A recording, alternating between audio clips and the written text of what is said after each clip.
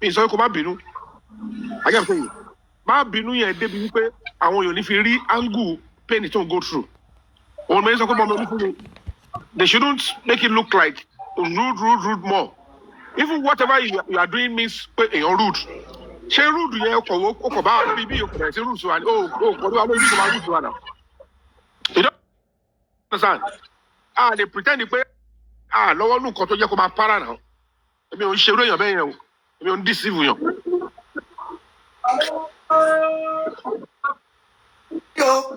Very gentle look.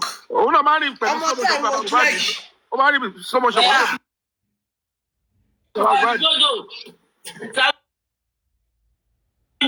very gentle look. Ó máa lọ wẹ́rẹ́wẹ́rẹ́ ni prime boy tẹ̀ ń wò yìí. Ó máa lọ wẹ́rẹ́wẹ́rẹ́ ni kó tó tẹ̀. Igbó tó ń rúgbọ̀ ó kúrò ládùúgbò ọwọ́ kò ń wá sí eré àyẹ̀mọ́. Ẹ jọ mi sọ̀rọ̀ mi. You see how what to do.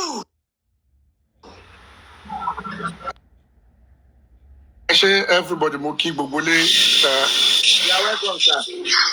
Ṣé rí one thing tí mo kàn fẹ́ sọ ṣé rí tí ọ̀rọ̀ bá ń jáde ọ̀bọ̀rọ̀ ṣe ń rí yìí òun ló máa ń determine kí ni thinking èèyàn.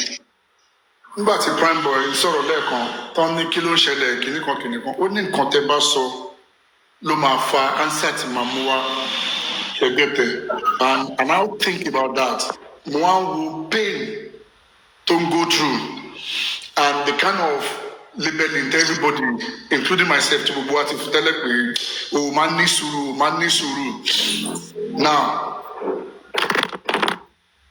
for the white mo ti wà pẹ̀lú Mr. Yomi as in the break the silence foundation láti wá káfíìsì kí nìkan tó pa Mohbad yìí I saw what he has passed through and I'm still seeing what he's passing through in terms of pain. Ohun tó ń ṣe táwọn èèyàn ò rí tí wọ́n dẹ̀ ń castigate tó dẹ̀ pé nǹkan tó ń ṣe yìí òun ló lè fún wa ní nǹkan tá a fẹ́ òun ló lè fún wa ní nǹkan tí à ń wá ṣe gẹ̀tẹ̀ but along the line a lot of people they understand even till now some people do not understand ṣẹ́rí yàtọ̀ sáwọn tó jẹ́ blogger ẹ jẹ́ ká máa wo nǹkan kan yàtọ̀ sí àwọn tó jẹ́ blogger tó jẹ́ pé ṣe wọn nìyẹn tó yẹ pé wọ́n mọ àràbù wọ́n dẹ̀ lè fara gba èébú ọ̀tẹ̀ bá sọ̀rọ̀ sí wọn ọ̀tẹ̀ bá ṣe nǹkan mí sí wọn wọ́n lè fara gbà iṣẹ́ wọn nìyẹn they are trained for it they've been there for years or whatever. káwá wo àwọn tó jẹ́ pé ọ̀rọ̀ Mohbad yìí òun ló jẹ́ ká wá sórí social media kì í taba wá sórí social media tẹ́lẹ̀ bóyá kéèyàn kan play music or kó ṣe kíní kan kì í dá sọ̀rọ̀ kì í sọ̀rọ̀ kì í ṣe kankan kẹ́nìyẹn wá jáde kẹ́ wá purọ́ mọ́ bó ṣe purọ́ mọ́ prime boy yìí òun nìkan ló máa mọ nǹkan tó ń feel within himself pé kí ni mo ṣe tẹ́yìn ò ṣe rí why tẹ́ ń ṣe báyìí pẹ̀lú mi eventually kó tó wá padà wá fojú hàn nígbà tó tọ́ yẹn wá padà wá fojú hàn yẹn kẹ́ tún wá fojú commonize pé ṣebí kíní ni kó lẹ́mọ̀ àgbọ̀ lẹ́mọ̀ kó lò bẹ́ẹ̀ pé kàṣì máa fèsì bí tá à ń lọ. Meanwhile mo yìí sọ̀rọ̀ yìí lánàá àwọn tó jẹ́jẹ́ pé tá a mọ̀ pé àwọn ni wọ́n ń ṣe aburú yìí àwọn ni wọ́n ń ṣèkà yìí torí wọ́n súnmọ́ wa torí a mọ̀ wọ́n bákan or bóyá torí affiliation or emotional whatever ta ní pẹ̀lú wọn àárí nǹkan tí wọ́n ń ṣe pé nǹkan tó bàjẹ́ ni kìdẹ́ ṣe pé àáríbọ̀ a lè blame wọn a lè sọ̀rọ̀ sí wọn torí bóyá closeness ni bóyá torí pé emotional whatever ta ti ní pẹ̀lú wọn àbóhùn lọ́mọ ẹ̀ kú nǹkan kan bẹ́ẹ̀ yẹn ṣẹ́ni ta bá ń fèlì yẹn ẹni tẹ purọ́ mọ́ yẹn tó bá each time tó bá rántí nǹkan yẹn ó máa dùn wọnú ara and white mo sọ pé gbogbo akọ́ ló máa dùn àwọn tó bá ti jẹ́ pé iṣẹ́ wọn blogger ni bí àwọn host tẹ bá purọ́ mọ́ tó bá fojú padà wọn ẹ rí i pé inú ọ̀rọ̀ tiẹ̀ náà ní gbogbo ìgbà tó bá ń sọ̀rọ̀ á máa repeat ọ̀rọ̀ yẹn pé ṣe bí ńgbà tó ń sọ báyìí ṣe bí ńgbà tó ń dẹ̀ ní iṣẹ́ ọlọ́run ò Yomi bọ̀ ọ̀rọ̀ yẹn ẹlòmíì ẹ̀ ní fẹ́ kó sọ ẹ̀ ló ń tẹnu mọ́rọ̀ ẹ̀ ló ń rude ẹ̀ dẹ̀ fẹ́ admit pé ti fault ẹni yìí kíní yẹn common gan ó jẹ́ nǹkan tó bàjẹ́ gan nínú justice for Mohbad yìí. ọ̀rọ̀ ńlá. We don't call a spade but ẹni tẹ tánìṣí méje yẹn mo báwo ló ṣe ń dùn sí mo how deep down in that person mo shock tó kọ́kọ́ bá in the first day yẹn tẹ kọ́kọ́ gbérò yẹn kù tẹ́mọ̀ ńlá ni why me mo tẹ́ni yẹn pass through at that moment kàn fipò yẹ kó kàn brush it aside life goes on kẹ̀dẹ̀ move bẹ́ẹ̀. tí o gbọ́ bá ń wo prime boy ẹ jẹ́ ká máa because tó bá jẹ́ wọ or tó bá ti ṣẹlẹ̀ sí ẹ rí then you will understand his pain more. bí a ń tí mi ò ṣetán kúrò ẹ tí gbogbo ayé dẹ̀ kúrò ẹ fún mi lójú ìbá 1 million people or 500 people tí wọ́n dẹ̀ sọ pé bí mo ṣe nǹkan yìí each time gbogbo post táwọn èèyàn bá ti gbé ńgbà yẹn tí wọ́n fi condemn ẹ̀ẹ̀kọ̀ọ̀kan máa come across that post. báwo lẹ ṣe rò pé máa fíw tẹ́yìn ti gbàgbé ẹ̀yin tẹ́ post ẹ̀yin tẹ́ sọ̀rọ̀ lórí platform ńjọ́ yẹn ẹ ti gbàgbé náà ẹ ti gbàgbé pẹ́ sọ̀rọ̀ bọ̀tẹ́ni yẹn bá wá padà wá rí post yẹn torí gbogbo àwọn tó ń sọ̀rọ̀ yẹn how do you think that person will feel? ìbànújẹ́ wo lẹ rò pé máa gorí ọkàn ẹ̀ pé pẹ̀lú bí mo ṣe ń ṣe tó. ká ní pé kàn rí nìkan ẹ ti understand part of his pain is that you are now empowering again. How kò yẹ ẹ̀yin same people yẹn tẹ kọ́kọ́ kọ wá tí wàá rí ẹ tún lọ ẹ wá empower ẹ ń fún àwọn yẹn people yẹn ní credibility online. Have we lost our conscience, our humanity? ẹ jọ báwo ni wọ́n jáde lágo mẹ́ta o. I have to go because battery phone yìí ti lọ so máa pè How does that relate to what to ṣẹlẹ̀ láàrin driver àti kìíní? Look at the narration of a driver. After tí wọ́n kúrò driver ní ìjáṣẹ́ bẹ̀rẹ̀ láàrin Yomi àti Mohbad ní mọ́tò. No matter who you are you a Christian? Are you a pagan? Are you an atheist? Are you a Muslim? Are you a traditionalist? Ṣé yẹn only láti ṣe lọ ya sketch fún wa before we get to know that this is the primary cause. Wọ́n ní driver tí o mọ̀ ọ́ engage life you want him flag o please. Driver tí o ní reason láti parọ́. The sad reality is that this driver said the same thing to the Lagos State Police Command. Why are we keeping quiet? Ṣé kò sínú statement báyìí nínú Lagos State Police Command investigation? Ṣé kò sínú we are not asking the right question. Ṣé kò sínú kan tí wọ́n wà ní case file tó gbé lọ sí Directorate of Public Prosecution Lagos State Command Ministry of Justice? Why are we not asking the right question? Why are we not fighting the right way? Ṣé àwọn tó kọ instruction gani ṣé wọn ò rí inú ẹni? Now that we even got to know that they omitted the incident that happened 3 a.m. Wọ́n wá bẹ̀rẹ̀ sí bíi lágo mẹ́ta. Kò sínú CCTV. 3 a.m. yẹn ò sínú CCTV ọkùnrin. CCTV báwo? CCTV wo lẹ́yìn fún mi? We never say the fault. Kò sọ́rí pé wọ́n àwọn òun àti Mohbad jà. Kò sọ́rí. Tọ́wọ́ bá tiẹ̀ sọ. Under investigation, did the driver said it or not? Ṣé àwọn ọlọ́pàá yẹn ò fojú ni? Ṣé àwọn tó ṣe kiri ní Ministry of Justice, the Attorney General did not see it? So why did they omit that credible witness account that would lead us to who they should actually pick up? So now they now omit that, and it's all over the Tovidele. When they omitted, she wasn't treated as a suspect, and then she found out to have an army of people around behind her. And the Baba knew. Adura knew. Adura was about that sort. Sandra was sentenced to Supreme Court to uphold against the interest of the president. She only video between Otupakwen. She only video around. Even the witness that they got came from outside. And it's any link up well. But they were able to establish that this is not a shell. 1 month to shell is nobody relay now. Why are they making us look stupid? If the public could know all this, and we are still making a mess of our justice system, who we want? When it comes to how they treat human lives, then who is deceiving who? This is absolutely perfect. Mr. Yomi, ṣé tó bá kẹ́sì yìí jẹ́? Nǹkan méjì ló bá kẹ́sì yìí jẹ́ o. Nǹkan àkọ́kọ́ tó bá kẹ́sì yìí jẹ́ ni pé tó jẹ́ òun ló tóbi jù. Ṣé rí owó tó kọ́kọ́ bẹ̀rẹ̀ sí ní dá yẹn fún bàbá yẹn? Ó kọ́kọ́ ti bà ọ̀rọ̀ yẹn jẹ́. Because public rí. Àwọn tí wọ́n sọ fún yín pé àwọn wà intelligent.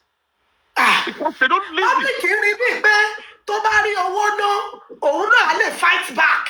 Because owó ọmọ yìí náà ni Wùmí fúnra rẹ̀ ni wọ́n kó jáde ni wọ́n fi block everywhere. Public ò ṣe wrong thing.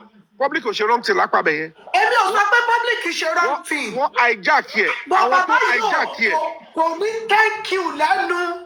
Ẹ máa Ṣàbí ẹjọ́ bá mi gbé àwọn èèyàn sókè network ní òun pick ẹjọ́. Sísá Ṣàbí kid boss ẹ bá pick àwọn èèyàn sókè ẹjọ́. Ẹ máa sọ̀rọ̀ yín mà. Iyọ̀ rẹ̀ ló ń jẹ́. Ìyẹn lọ bẹ́ẹ̀. O tún gbọ́ yí pé Mr. Yomi ti bẹ́ẹ̀ gbé kèsì yẹn lọ sí Àbújá o. Kí bàbá má lè jáde ní ọjọ́ kan. Kó dẹ̀ sọ pé Mr. Yomi ẹ máa ṣe é. Ẹ ṣé mo dúpẹ́ èmi náà dákẹ́ o. Gbogbo ọ̀nà tó yẹ kémi náà gbà ni mo tún sáré o. Bàbá yóò sọrí. Ó máa kó bàbá yẹn eventually ó máa tó àṣírí. Ẹ ti kó bá ọ̀rẹ́ ní ṣọ́gẹ̀tì ara ẹ̀ ni. Gbogbo ọkọ ṣe ní sọrùn ó ń ṣe ó mọ̀ ṣé inú ẹ̀ dùn ni ṣé inú ẹ̀ dùn ni Mr. Yomi ẹ máa kẹ́ níbọ̀dì fi búrẹ́dì kò yín lọ́mí ọbẹ̀ jẹ́ ó ti cast yẹ̀yẹ́ ló kù ààrẹ rírìn ní ládùúgbò sí tó bá tó kò ń wá àkírí dédé kó kọjá mọ́ náà òun ọ̀ṣẹ́ bá kọjá bó ti kọjá tẹ́lẹ̀.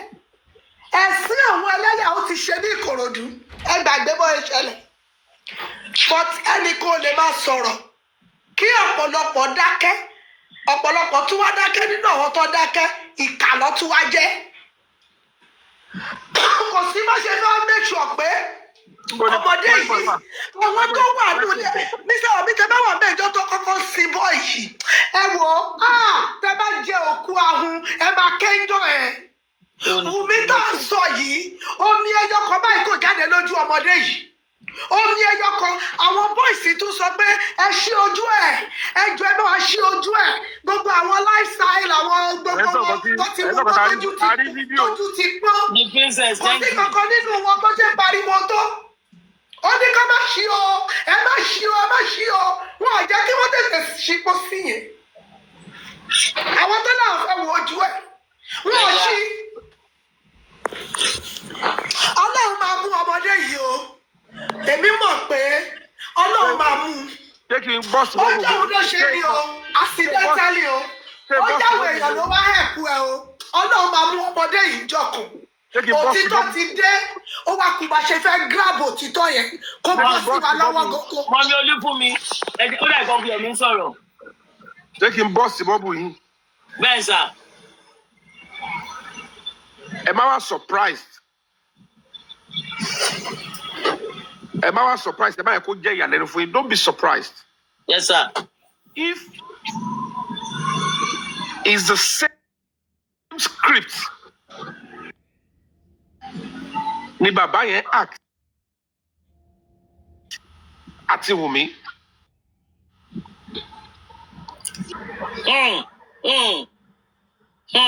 The whole story, the public is public àtàwọn tó rẹ́wọ̀n yìí. They diverted you guys to Alekan. Èèyàn kan ló ní ọmọ. Torí ẹ̀ lọ fi pa Mohbad. It's the same story. Now, you all will be looking for until Sonu. And it will continuously delay, not just burial, it will buy time. Because at the end of the day, ọgbọ́n àti má sin Mohbad torí pé wọn ever done. People are not forgetting something. There is synergy and cooperation láàrin ẹbí méjèèjì àti Wùnmí o àti gbogbo ẹbí Mohbad tí ẹ̀gbọ́n ìfilè wà lára àwọn tọ́jú ẹlẹ́bọ̀tọ̀ sínú sáré. They only needed one member of the family to act like. Bàbá ò dẹ̀ kò sú Wùnmí lọ́jọ́ kan rí. They just needed a member of the family to stay. Me, on the side of the public. I'm shouting justice for Mohbad. That's why the Baba would never for any day accuse Wùnmí lọ́wọ́ nukú Mohbad. Ṣé gbogbo ọ̀rọ̀ tí àdúrà sọ yẹn ṣe Baba yẹn ò mọ̀ ni? God bless you, Bella. Did he at any time even lay that allegation? Ó ṣe dandan kó ní evidence òun lọ́mọ ikú. Tọ́ba ti sọ fún un tó ṣẹlẹ̀ tí mo rí lélẹ̀. Bàbá tó lóun rí I saw Dube soak with blood. Ọwọ́ ta ló ń ní blood àti Dube ń bọ̀ ló ti wá. Ta ló ní Dube ta ló ní blood. Mohbad ló ní Dube Mohbad ló lẹ́gẹ̀ẹ́. Ta lọ́jọ́ wà nílé tani kó landlord. Thank you, Bella. So at the end of the day, whatever it is that they are doing, the public should now search their conscience. I am speaking to the conscience and the consciousness of the public. Àdúrà tó ń sá fún bàbá ẹ̀ wò pé kí ló yẹ tó ṣe ń sá. So we have to understand that so many things are underlining. Òótọ́ máa jáde eventually when it is time. Lóòótọ́ ni pé ohun tó dó bá dé kò tún ríta mọ́. Ṣùgbọ́n tí pọ́blíkì agbára ìlú àtijọba ohun tó dó bá dé ńgbà míì tó bá ti ríta ẹlẹ́bọ̀tọ̀ dé nìyẹn. Ó di pátákó pa ó di yọ́pọ̀ yọ́rin. Because it's not even making sense. Same story and pattern àlè ló pa Mohbad. Àwọn kan lọ spread it on a very good day. So possible kò yẹ pé camp Wùnmí ló máa spread it pé èèyàn kan ló ní ọmọ Mohbad. The question you should ask yourself is, nbo the story yẹn ti jáde, àwọn ló promote ẹ. Camp bàbá yìí náà ni. That is part of the script to divert the public. And it's about a paroma who will come after anybody.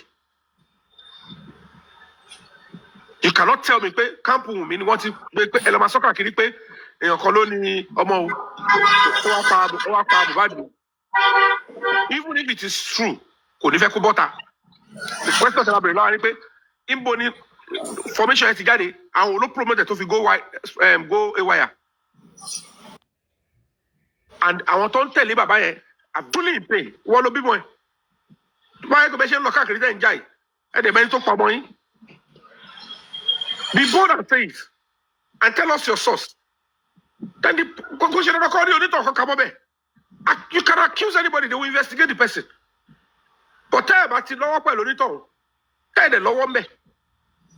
And I've said it repeatedly. Money now, Mohbad is standing. Ekpelo call for kwe jotabari bini bi ma wole. Kilo te ruby and crow te ma gberi travel kakiri. Kilo she Ikoyi cemetery. Come on, see boni vote with dignity. Come on, see. Wọ́n lọ sí bí tọ́ba ti lè ju kurubé síbẹ̀ ni. Ó jẹ́ pé orí ilẹ̀ tẹ́ni tó ti fún yín kẹfì kọ́ ṣọ́ọ̀ṣì lẹ́lọ sísí. Wá sí sórí ilẹ̀ yẹn nìkan. Wọ́n ń ju ògùn sínú ẹ̀. Wùnmí yẹn dẹ̀ ṣiṣẹ́ pẹ̀lú yín. Ọ̀rọ̀ yín wọ̀. You both participated, ọmọ yín participate. From both sides. Now, ẹ wá ṣe gbogbo yẹn tán. Make it make sense. Ibi tó ti wó òkú ọmọ 20-something years. Láàrin àdúgbò ẹ lọ sí láàrin àdúgbò bó tẹ̀ yẹ pé àwọn arákòròdú mi nǹkan tó ṣe wọ́n wọn ò kọ́lé síbẹ̀ kò ṣe pé kọ́lé síbẹ̀ kò ṣe pé nílé ẹ̀gbọ̀ngàn ni ó ti fún yín ẹ ṣe máa padà tún sí lórí ibi tó ti fún bàbá ẹ̀ pé ibi tó tẹ̀ ti fún bàbá ẹ̀ gan ọ̀hún sí ọmọ sórí ibi ó ti fún bàbá ẹ̀ o bàbá yẹn dẹ̀ ṣì wà láyé o. Ẹ mọ̀ pé bẹ́ẹ̀ni yẹn ò ṣiṣẹ́ nọ́mà nígbà tí kinní yẹn ṣẹlẹ̀. Ṣé rí Mr. Yomi? Ẹyin nǹkan tẹ̀ ń bá ṣù. Wọ́n máa gbàgbé Olúfúnmi, wọ́n á gbàgbé line of thought wọn. Kẹ́kọ̀ọ́ sọ̀rọ̀ tẹ́ máa dáhùn. Ẹ máa sọ̀rọ̀. Wọ́n máa gbàgbé line of thought wọn ní ẹjọ́. Padà sí síbẹ̀. Ìjọba lọ wú òkú yẹn.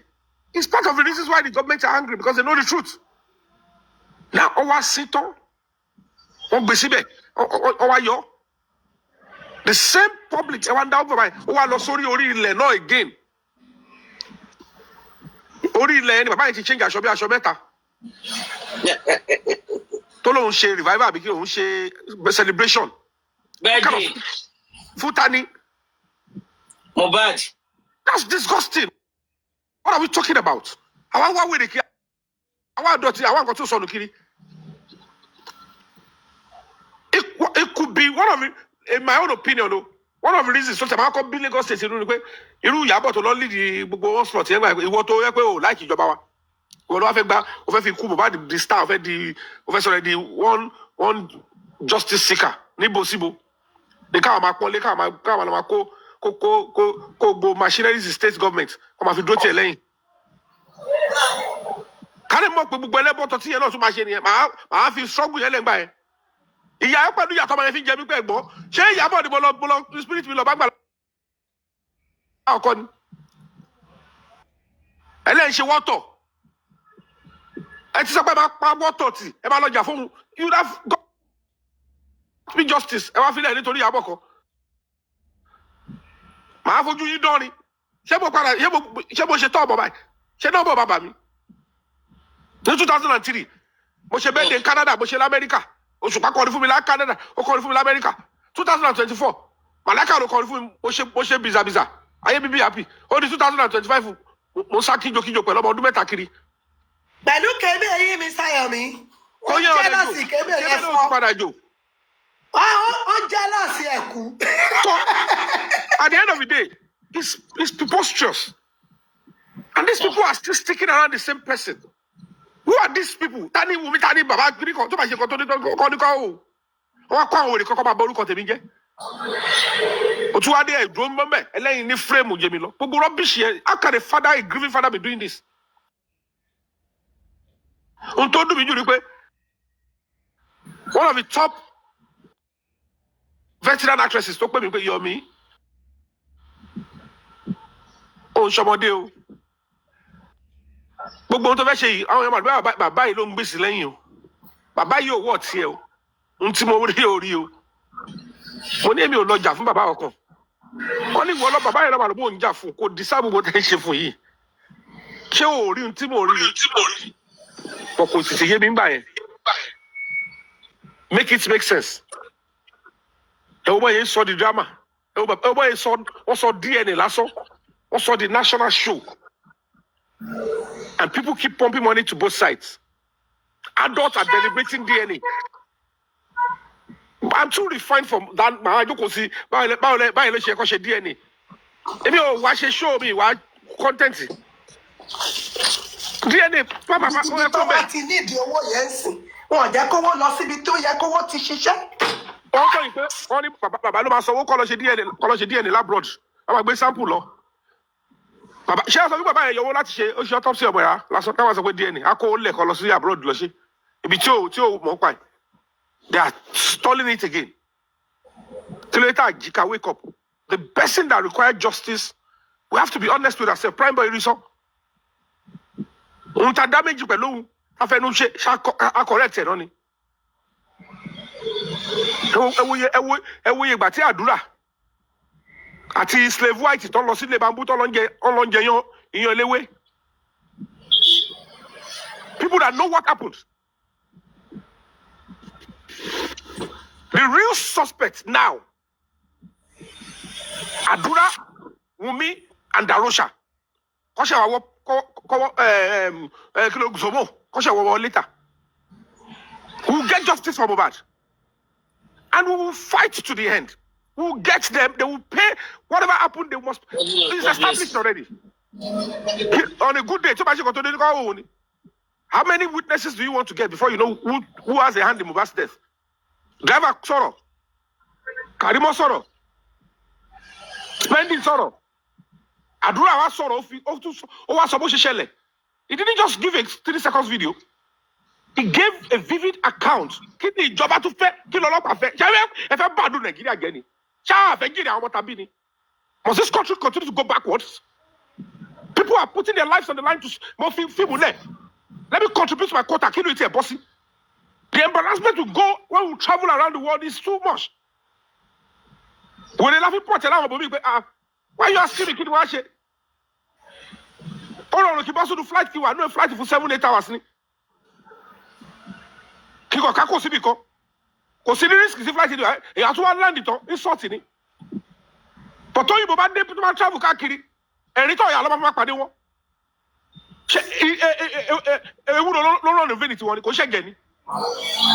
I will go through the same stress. Everybody round the welcome the border. Because of some activities of some terrible people like this. The same thing, not about to continue by me. I'm about you, my life. I got to say, and I'm putting my life to fight. Some people are saying, it's so bad, baby. I am coming here because of money. I said, is this some madness? Look at many things I've sacrificed. What did you look on a your color did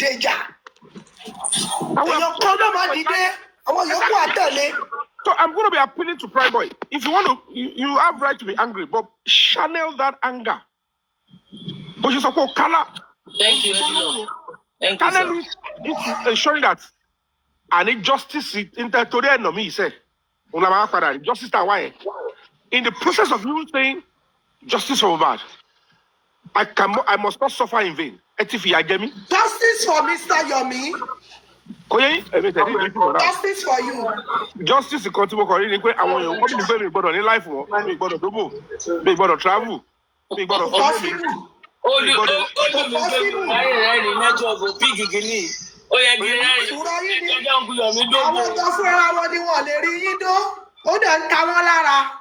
Chairman, I've never busted out today that you never heard from me. Ní ìgbà tẹ́ lọ sí Ọjọ́ta, tẹ́ jókòó tí wọ́n ní pé kí wọ́n entertain you. Do you know that some people, they were saying, everyone in reception. Tó bá ẹ̀kọ́ bá wọn sọ̀rọ̀ nǹkan. I swear Almighty God, àtìgbà yẹn, anger mi ó build sí ni. And these are the people. Thank you, sir. Okay, what else see that? What else see? Anything. Uncle Yomi ò jẹ́ anything. No. Ìyẹn kọ́ ni mo sọ. What else see ni?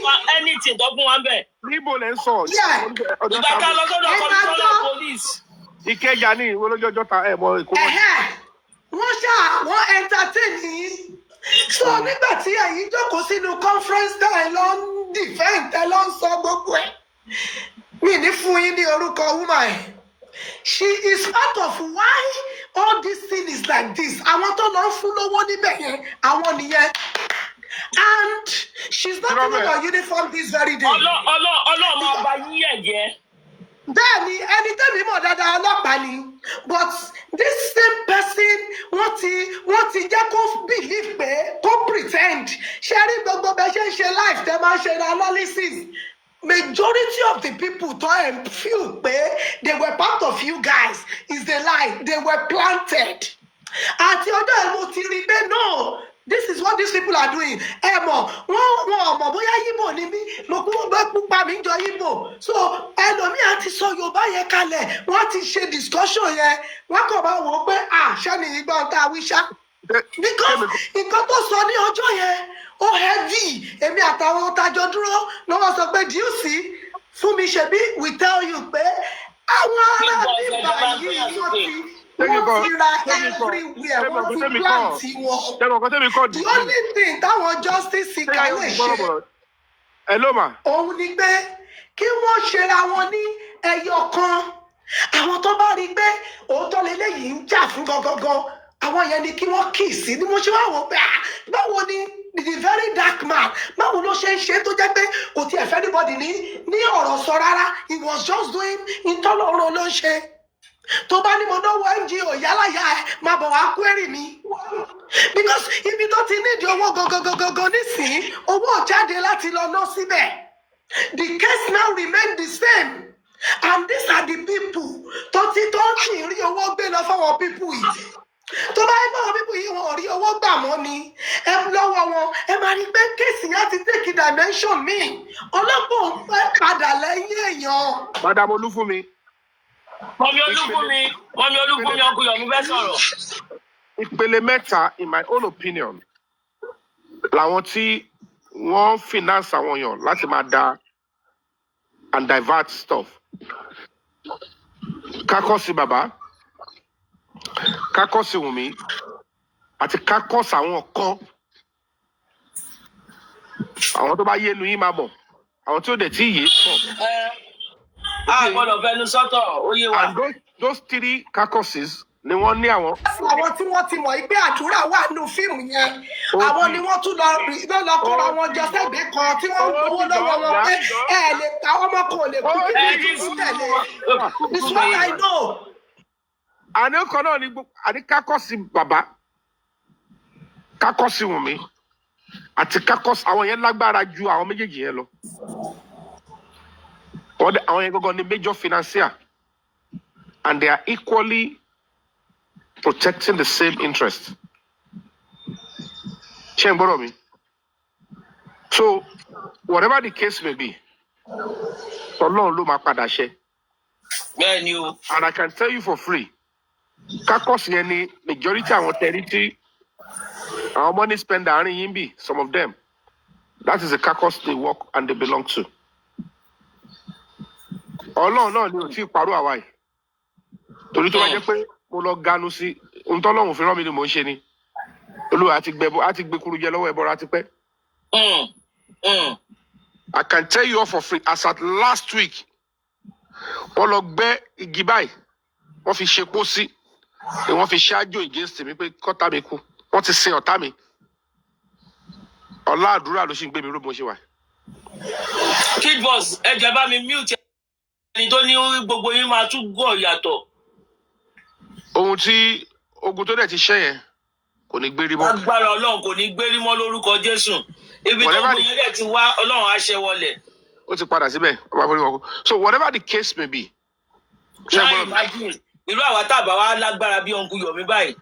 Ẹni o ti lọ bí sàárà. Prayer ni àdúrà ni o. Ó yẹ yín.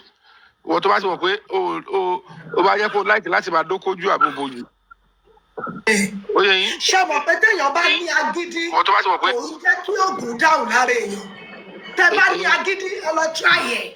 Tẹ bá gbé agídí yẹn kalẹ̀ dáadáa, you can only be injured. Nothing will happen to you. Àwọn ní kíní yẹn ò ní ṣiṣẹ́ fún. Àwọn tiẹ̀ ogun ló ń ṣe ti pọ̀ jù. Ogun wọn ti pọ̀ jù. So ogun ló ń ṣe, ogun ló lè bọ̀ ṣe. So what I'm trying to say in essence is that ẹ bá yẹn ká fọ̀rọ̀ lẹ̀ sọ̀rọ̀. Ọ̀nkú Yomi wọ́n lówó sí ogun yẹn. Àwọn gangan lóògùn, kò ṣe pé wọ́n rówó ṣe, àwọn gangan lóògùn. So whatever the case may be, ṣé ń gbọ́dọ̀ mi? Ọ̀rọ̀ kápára síbi ọ̀rọ̀ láti bẹ̀rẹ̀, which is ọ̀rọ̀ prime boy. For everybody tó bá wo attitude ẹ̀, ẹ bá yẹn ká bínú sí jù. Ṣé ń gbọ́dọ̀ mi? We should be able to look at it. Well, he's a young boy. Ohun tó dẹ̀ là kọjá. Ẹrù ayé lọ́dìlé lórí ẹlẹ́dàá ìyá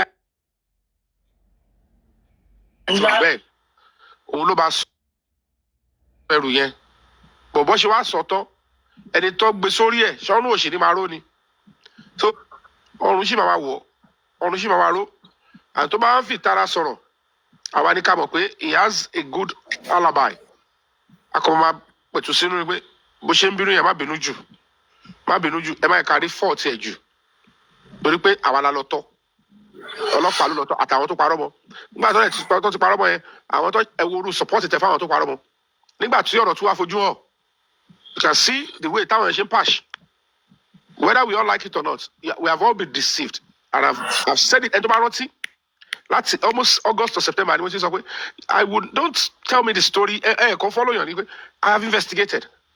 Mo sọ gbà yẹn ọlọ́pàá ò Nàìjíríà ò wọ́ọ̀sì débi wípé you will go and report. Big Boss ọba gbéyàn sókè jọ. You will go and report wípé wọ́n pa ọmọ ẹ àbò fura pé wọ́n pa ọmọ ẹ ó dẹ̀ rí àwọn kan báyìí ọlọ́pàá máa sọ fún ẹ pé lọ report lẹ́gbẹ̀ẹ́ bòmí.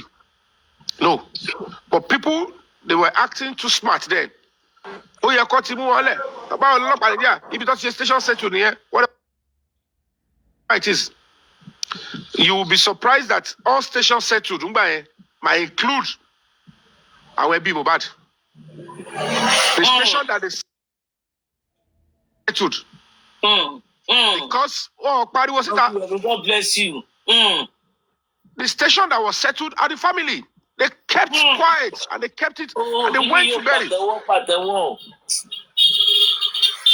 So people will not allow you to speak. The Punisher, thank you. And maybe I will never regret that I dedicated my time. I sacrificed my time, my career, everything. And I am not regretting it. By the time we all come to our senses and realize that we have allowed for too much division, and we should know that presents and we are able to go that route. We don't need a crowd. And if get blogger, don't be looking for sensationalization now. Follow the right path. When you succeed in it, but to what about long calculate in advance? Money 3,000 views. Money, you will be acting too desperate.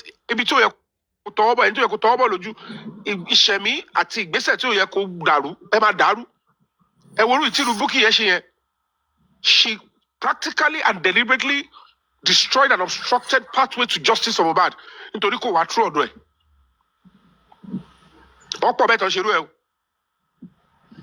If you don't know why I did not give them audience, and they keep saying they will not go back to the first setting, fracas, cyberbullying, lies, defamation, and I keep repeating myself, justice.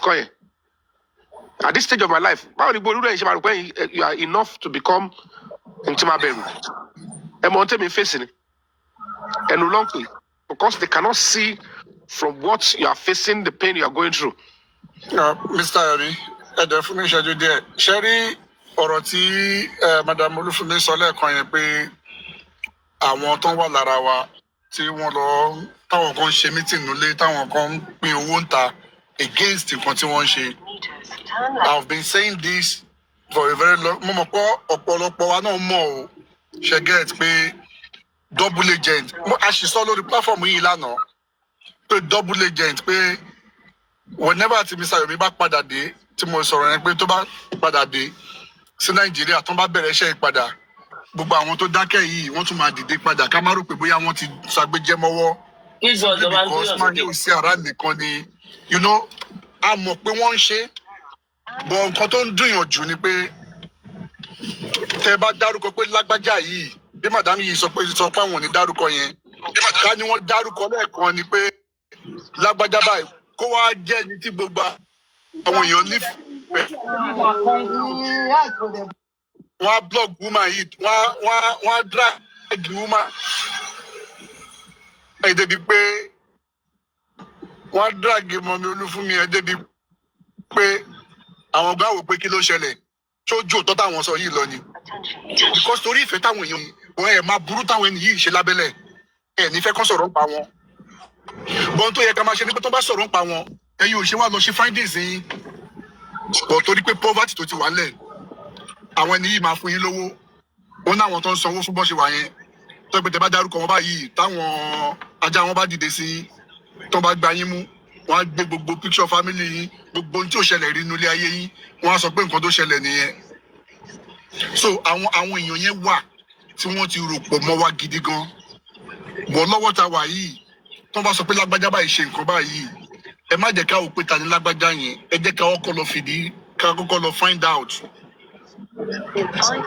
Ṣẹ́ni yìí ṣe nǹkan yìí ṣé kò ṣe ẹsẹ̀kẹsẹ̀ làwọn tí ẹ ti máa gbé sẹ́yìn ẹ̀ wọ́n ti máa ṣèdájọ́ yín lẹ́sẹ̀kẹsẹ̀ lórí platform whichever platform tó bá wà.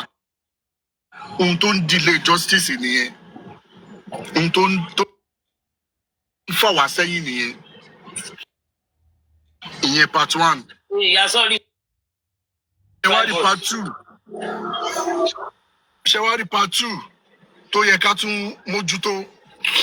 Mo yìí sọ lánàá mo ṣe appeal bí lánàá and me I will continue to say that because ibi tí n bá ti rí pé mi ò bá nǹkan kan wá sórí social media yìí ju pé kọ́mọ yìí carry justice ọmọ yẹn gangan kọ́ là ń wá justice fún fúnmọ́ à ń wá fọkànbalẹ̀ fara wa nínú ìlú yẹn fáwọn ọmọ wa nínú ìlú yẹn àti fórílẹ̀-èdè yẹn à ń fẹ́ good security àti fún unborn children wa tí wọn ò tí ì dé à ń fẹ́ tó ìlú. That is my concern, and that is why I'm doing what I'm doing. I don't know for any other person, because I'm equally new. There are some other people, they have different motives. But motive for your content minimum so yen. Báwo ni bí ẹ ṣe fẹ́ dá? Ẹ káàsán. Ẹ jọ̀ọ́, Mr. Yomi, ẹ káàsán. Kan tí mo fẹ́ tí màá lẹ́ka àdìní pé. Kí bọ́ọ̀lù àwọn ti jẹ́ kí n jálẹ̀ àpíìlì mi o. Oh, sorry, sir. 1 minute, mi ní ẹ̀sìn di 1 minute yẹn. Àpíìlì yẹn náà ni pé because about 290 làwọn táwọn bí ìsìn yìí. Ẹ jẹ́ ká support Break the Silence Foundation. Ẹni yìí owó ara ẹ̀ tó yẹ kó tọ́ yàtọ̀ tí kò fi iṣẹ́ ẹ̀ lẹ̀, ó fi every other thing lẹ̀. Tó tún mú pé another iṣẹ́ tó ń yàn láyò lélẹ́yìí personal money ara ẹ̀ ló ń lò fi ṣiṣẹ́. Except àwọn kọ̀ọ̀kan tí wọ́n ń donate sí kíní ẹ̀bọ̀ ọjọ́ òun àwọn èèyàn gan ti donate sí bẹ́gbẹ̀yìn.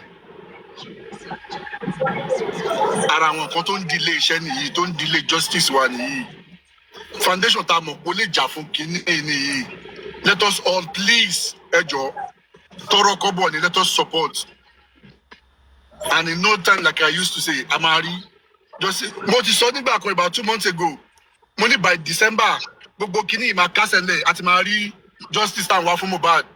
I said with some people, tó bá ń gbọ́ mi sí wọn á mọ̀ pé mo sọ̀rọ̀ yẹn. But kí ló wá December làwa wá ìta àti return. No, torí pé àwọn hijackers tí wọ́n pera wọn underground. I call them hijackers. Àwọn ni wọ́n truncate kìíní yẹn if not December yìí everything ò bá ti clear àbákọ́ máa wò pé wọ́n ti kó wọn lọ sí court tó dẹ̀ máa kí ẹ̀rìn bẹ̀rẹ̀ kí ìdájọ́ bẹ̀rẹ̀ ló kù. Wọ́n ti charge gbogbo àwọn tó yẹ kó charge by now but the hijackers wọ́n truncate ẹ̀. But ó bá ní kò ìbàdí support Break the Silence Foundation financially with prayer and morally. Physically, ibi tó bá yẹ ká ti yọjú láti support it, let us do it. We need justice. This is the time we need to do all of this. And by next year, we can all rest. Kid boss, prime boy is back. Kid boss, go on. Thank you.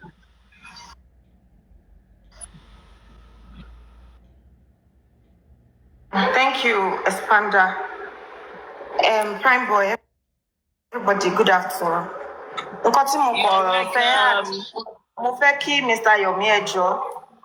Anytime you are talking to the authority, either in private or public, you should just please always remind them or us that one of the prime boy, please mean that one of the reasons we have terrorism is injustice. One of the reasons. Sherry Bobo ẹbí tí wọ́n ń delay àwọn èèyàn lórí lọ́tún lọ́sì. Take for instance this prime boy that went for 4 months láì rí family tó lọ tó dẹ̀ jẹ́ pé àwọn tó mọ̀ sọ̀rọ̀ yìí wọ́n mọ̀ pé kò yẹ kó rí bẹ́ẹ̀ but nítorí ìwà ibi tó wà nù wọn they believe that ó yẹ kí èèyàn kan ṣáàdúró láti jẹ̀yà ẹ̀ṣẹ̀ wọn. By the time ọmọ tí prime boy Naira Marley àti ẹni kẹta wọn tó jáde the government just left them like that. Tó bá jẹ́ outside the country ni we already know by now that is either they compensate them or kí wọ́n ṣì wà lórí matter wọn for now. Wọ́n release wọn to just come and start their life again pẹ̀lú àwọn èèyàn and ìbínú ṣì wà nínú wọn. That is one of the reasons why they talk, especially prime boy tó ṣe máa ń fìbínú sọ̀rọ̀ because the country tó ti kúrò the country tó wà nínú ẹ̀ tó belong sí ó ti fìyà ìmọ̀dí jẹ and before you know it 1, 2, 3 persons will come together wọ́n máa form gang tí wọ́n bá ti di gang wọ́n ti bẹ̀rẹ̀ sí ní terrorize àwọn èèyàn nìyẹn because their country failed them or is still failing them. If there is a way you can please, if not for anything, we don't even want justice for the family. To help with all of them. When who shit, one should not to see. We do not care. But because of our way, to just pay what if he to an extent, I think the government should please help us. Because all these people are damaged. Like the people that witnessed the sin, irú àdúrà, irú Wùmí, irú spender, people àwọn tó wà ńbẹ̀ nígbà tí kìíní yẹn ṣẹlẹ̀, they are damaged. They may just be living. I keep saying this thing because brain it is already processed. Bí Ọlọ́run ṣe dá wa nìyẹn. You can't take any drug to forget something. Lè sọ pé kò dédé ní amnesia. It's not lè mú àìsàn sí fún àìsàn kan pé okay, this is the àìsàn tí mo fẹ́ kó ṣe mí. Except bóyá bí àwọn bí o mọ̀ pé yàn ní HIV ó lọ ní o mọ̀ pé yàn ń kàn fẹ́ lẹ́gbẹ̀ẹ́ ó lọ súnmọ́ o but lè sọ pé kí brain yẹn kí wọ́n bẹ change brain yẹn kó má rí nǹkan tó ti rí mọ́. So you just please NGO ẹ jẹ́ káwọn ìjọba yìí máa mọ̀ pé this is one of the reasons why our system is failing by the day, that there is no amount of a good life táwọn fẹ́ provide fún wa but tó ti bó system àwọn èèyàn ti bàjẹ́, àwọn èèyàn ti condition or wọ́n ti position mind wọn sí àwọn nǹkan kan tó dẹ̀ jẹ́ pé ó ń fa ìfàsẹ́yìn fún orílẹ̀-èdè wa. We want a better country. That is the reason for all of it. It's not even because of Mohbad now again. Torí ó tẹ̀ tí wá kọjá pé Mohbad là ń jà fún sìn. You see the way everybody tó ṣe ń ṣe lọ́tún lósì. But because of our toku and the system itself, because if stuff like this continues, terrorism will continue. Tí ìdájọ́ òdodo ò bá fìdí múlẹ̀, àwọn tí kò tẹ́ lọ́rùn, àwọn náà máa dìde, náà máa sọ pé kì í ṣe báyìí ló yẹ kó rí. Bí ike kan gbẹ̀bí fálárì, kan gbàrí fẹ́lẹ́bí. And then the country will keep up, in the mess. Ẹ jọ̀ọ́, NGOs, you are next to government. I keep saying it too. I don't know if I'm right, but I know that you are sharp. But kò ń ṣe pé èèyàn kan ni ó máa ń jẹ́ NGO. Ẹ jẹ́ kí wọ́n máa understand pé àwọn kan inú wọn ò dùn. Bínú wọn ò dẹ̀ ṣe dùn, ó ń affect society. Ó dẹ̀ máa keep affecting it. So that's what I want to say. And for Prime Boy, I think there's no big deal mọ́ gbogbo wa láti understand nǹkan tó ṣẹlẹ̀ sí. Let's just, with time, I know God will reveal himself to us. Lórí ọ̀rọ̀ yìí ni kò gba dídí mọ́, ó kàn ṣáà gba, just stay focused and be on the right track. So that's what I want to add. Thank you. Thank you. Thank you.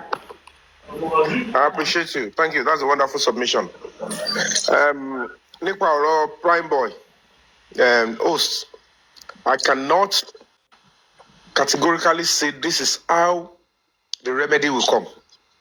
The only thing let me say for Prime Boy that it should be actively involved in the cause of justice for Mohbad.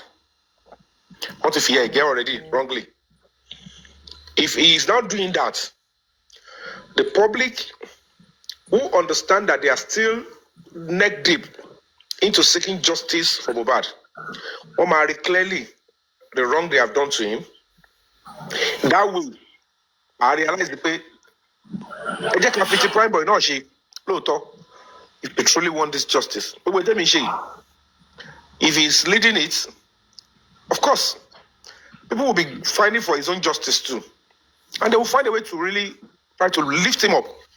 Maybe he does not know, but y'all know. He had to get okay.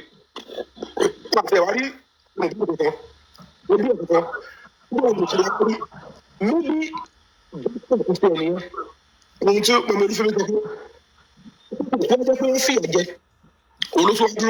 maybe he would have won the foreign artists all over the world. Maybe he would have become a giant in the industry. Instead, energy come fi bínú sí public here. O wa fi energy bínú yẹn o transform ẹ. Inú ṣì ń bí mi o. Ìbínú yẹn máa lò. N tẹ́ ń fẹ́ yẹn á máa padà jọ rí. And that way, the conscience and the consciousness of the public will be telling them at the hot bubble. Irú tó yẹ kó bàbá Mohbad ni wọ́n public kó gbogbo agbára fún yẹn, they would have focused attention on him. So èmi ò mọ̀ ọ̀nà tí public lè fi ṣe àtúnṣe yẹn fully because kò ṣe pé wọ́n sì ẹ jẹ́ ká kọ̀ dáwọ́ fún prime boy tóun fúnra ẹ̀ gan kò fi rẹ̀ sí position of leadership. Tó bá wọ̀ pé ó gbọ́dọ̀ fi tiẹ̀ ṣe, you must be physically available. N tọ́ torí ẹ̀nà ẹ̀ Yorùbá wọn kọ́ máa ń sọ pé ẹni tọ́ torí ẹ̀nà mi ni wọ́n padà fẹ́. Ẹni tẹ́ torí ẹ̀ fìyà ẹ̀ jẹ́, justice tẹ́ torí ẹ̀ fìyà ẹ̀ jẹ́ náà ló máa takú pé ọ̀rẹ́ mi máa rí justice ẹ̀ because ọmọ ẹ̀ wọ̀n mú ẹ. Tó o bá dá sí báwọn èèyàn ṣe ń dá sí ìtìjú tiẹ̀ náà ni. Ọwọ́ tí wàá fìyà jẹ́ kò gbọ́dọ̀ stop ẹ láti máa dá sí pé kí Mohbad rí justice because he's still in the mortuary and ó ní láti fọ́ fún anybody. Èèyàn tó máa fọ́ fún lọ́wọ́ yìí òun ni Ọlọ́run ọba àtọ̀rẹ́ ẹ̀ tó wà ní kíni ẹ̀ pé òun ni ó wá tó wà nípò tọ́ báyìí ó dẹ̀ rí ẹ̀wọ̀ orí.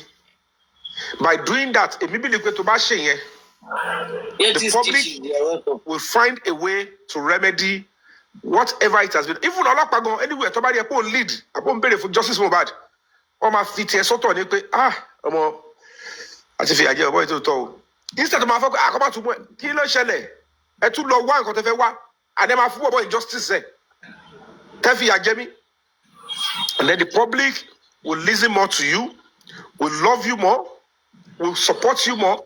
Kàrí àti wọ́n tá tó ẹ kó ti rò pé wọ́n ti gbà lọ́wọ́ yẹn public conscience ẹ̀rí ọkọ̀ máa jẹ́ wá pé let's return back his career to him.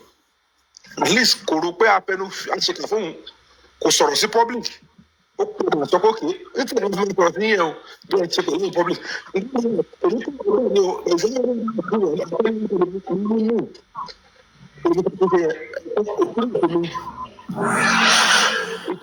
It will be difficult to focus on you alone. Ká gbàgbé justice for Mohbad.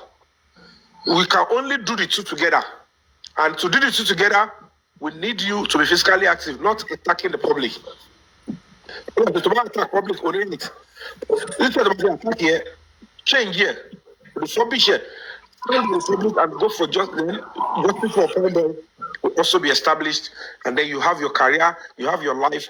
The public you're going to actually writing or your mental health will be restored to pressure.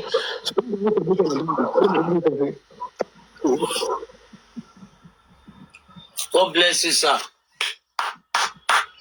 Àtẹ̀wọ́ fóònù nẹ́tíwọ̀kì ti mú gbogbo nẹ́tíwọ̀kì mi lọ ní o. Thank you, Lady B. Prime boy, yá sọ̀rọ̀ o. Prime boy, are you there? Mo ń bọ̀ máa ẹjọ́ máa mo fẹ́ connect mọ́ airpod ni ẹ má bínú máa. All right.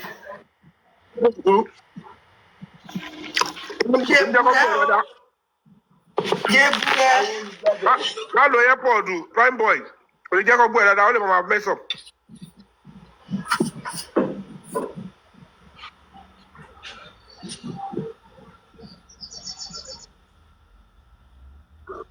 Hello sir, hello ma. Hello everyone. We can hear you now. Ẹ má bínú pé mo disconnect lẹ́ẹ̀kan Wi-Fi mi kò ní. So Mr. Yomi, mo really appreciate and ọ̀rọ̀ tẹ́ sọ yẹn ẹ mọ̀ pé ọ̀rọ̀ tẹ́ sọ yẹn ó calm mind mi gan gbọ́ yín ó kàn máa ń enter mi gan mi lè pa fún yín. Ọlọ́run tẹ́ bá lọ ní church rẹ wà àwọn ọmọ ìjọ yín tó bá ní ṣoríire ń bẹ̀ lásán díẹ̀ ló máa kú. Prime boy, èmi kan tó sọ̀rọ̀ ẹ̀ fún ẹ̀gbọ́n ọkàn mi tún rọ̀ sí Ọlọ́run ọba ń gbọ́ tó tún sọ̀rọ̀ yẹn ọgbìn Yomi Ọlọ́run. Mọ́mí ẹ mọ̀ pé mọ́mí nǹkan èèyàn kan tó ń dùn èmi ní wípé kò nídìí kò ń ṣe dandan tí Mr. Yomi ò bá wá sọ̀rọ̀ sí it's not common kò ń ṣe dandan kí Mr. Yomi sọ̀rọ̀ káwa èèyàn the right thing kò ń ṣe dandan kéèyàn máa fẹ́ nu ara ìsọ̀rọ̀ kéèyàn tó mọ the right thing bí mo ṣe wà ń sìn àwọn èèyàn kan wò pé bí àmì fẹ́ já fún justice ni gbogbo adela mọ̀ pé igi kan ò lè dágbó ṣe normal and people are not looking at my side and anytime I try to come out tí mo wá try best mi pé okay bye o àwọn ti lọ kó àwọn kan sẹ́gbẹ̀ẹ́ kan tó máa sáré wá that guy is rude tó máa sáré tọ́mọ sáré wá discharge mi so gbà mí dẹ́ni máa ṣe ń jáde pẹ̀lú anger every time eléyìí ò tẹ́ ń ṣọ̀rọ̀ anger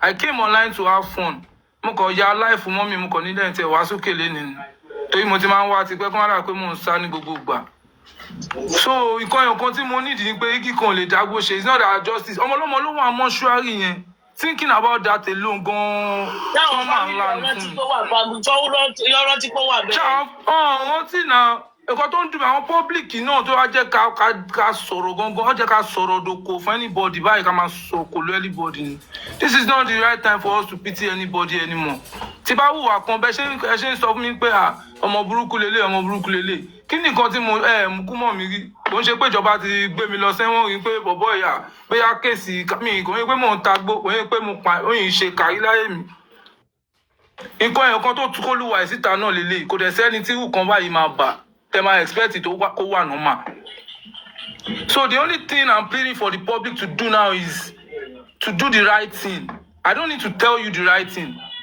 is not money the right thing might lead to anything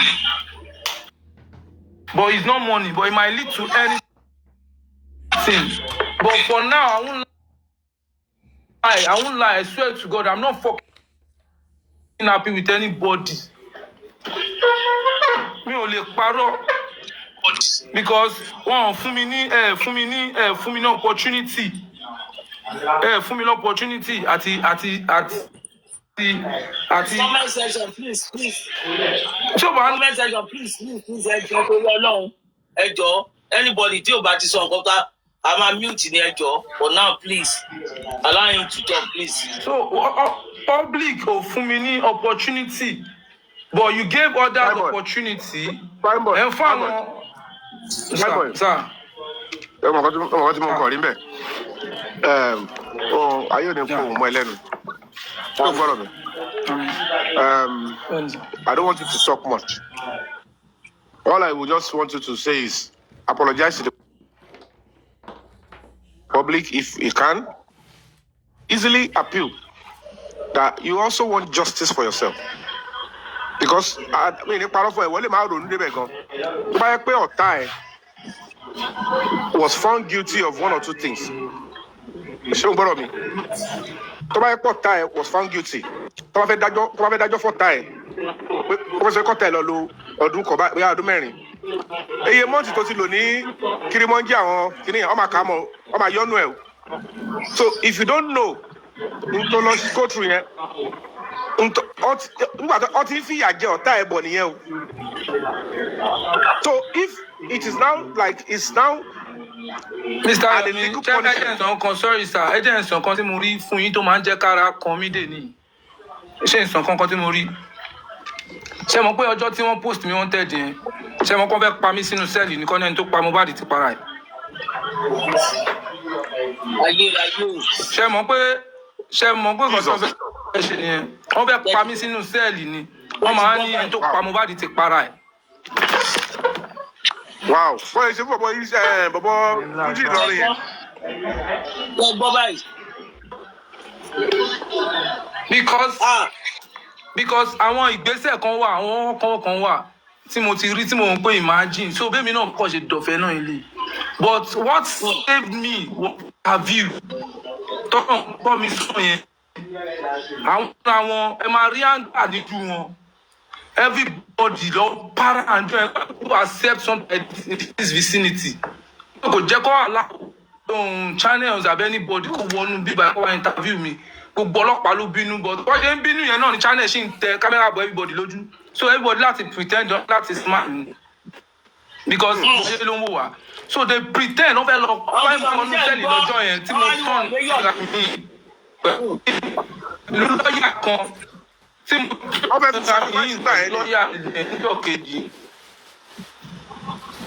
so ọdún tẹ́lì ẹ má wọ́n lè pa àwọn tó fẹ́ kábí àwọn tó fẹ́ ṣe àtọ́ bí ìyàbí tí mo ṣe lọ́sẹ̀ ẹ̀ tó tún kó nínú sẹ́ẹ̀lì yẹn pé owó iṣẹ́ yẹn ti bàjẹ́ já owó kan mìta lè ṣe wọ́n ti fún èèyàn kan bí arrest síbẹ̀ tó máa ṣiṣẹ́ láti pé fún èmi ń gbé ìfẹ́ wọlé ibi tó ti parọ́ prime boy tó wà nínú sẹ́ẹ̀lì yẹn spending tó wà nínú sẹ́ẹ̀lì yẹn dè níyì mi ò rí ojú spending mọ́ta gbogbo wọn lọ everybody The spending ló sọ pé òun fi picture mi lẹ̀ wọ́n pé wọ́n picture mi òun pé fún wanted. So I don't trust any fucking body at this moment. Mo wà àti ilẹ̀ mi trust anybody because wọ́n fẹ́ pa mí dànù ni mo mọ nǹkan tí mò ń sọ. Nǹkan tí mò ń sọ yóò yé ìyá mi kò yé bàbá mi. Ọlọ́run nìkan ló arínúròde pé ẹ máa wẹ̀ ẹ́ pípú yìí o so ẹ tún parọ́ mọ́ ọmọ yìí ẹ tún fẹ́ pa àwọn ilé fẹ́ pa èmi ní ọkọ ẹ̀kan tí wọ́n máa ń gbomijé lójú mi nìyẹn o kan ẹ̀kan tí ò yẹ anybody dé ní ìníyẹn wọ́n máa lọ mú okùn kan wọ́n máa kọ̀ so mí mọ́nú sí ọmọ ní mo hàn gara mi mọ́nú bẹ́ẹ̀ kámẹ́rà máa gbé ibọ̀dì kí lẹ tún fẹ́ bí lè fẹ́ yá kí lẹ fẹ́ sọ nígbà tó lọ́run tún wá kó mi yọ́nsìn tí gbogbo yín ti rí òótọ́ yẹn kò ń ṣe mi I don't need to tell the public what to do I might be rude ẹ má bínú mo ti ready ṣe apology video Mr. Yomi ó jẹ́ kẹ́ apology video tí mo ṣe mo ti apologize 1,000 times. Ẹ lọ sí page mi ẹ máa apology video tí mo ṣe náà. Ẹ lọ máa no mo ń ṣe orin o fídíò mo dùn án fídíò mo wọ kámù báyìí mo wọ kámù mo ti lẹ̀ tí báyìí mo ṣe last week or last 2 weeks. Okay. It's all right. So àwọn èèyàn kọ̀ wò pé mo rude elémi rude bàjẹ́ so ẹni mo rude please I'm so sorry mo ti apologize and inú mi máa dùn tí apology video yẹn bá lè lọ viral if you people can help me repost share it so máa lọ viral because ó dàbí mo ní ti fáwọn èèyàn tí wò lóòótọ́ because ó yẹ kó ti ju view tí mò ń rí yẹn lọ ó dẹ̀ kó ti ju àwọn kan tó jẹ́ kí n ti máa rí lọ́dọ̀ àwọn èèyàn kan pé wọ́n ti apologize but àwọn èèyàn tí. Ó yẹ kó mọ so mo kàn ní wọ́n ní mi ò fẹ́ justice.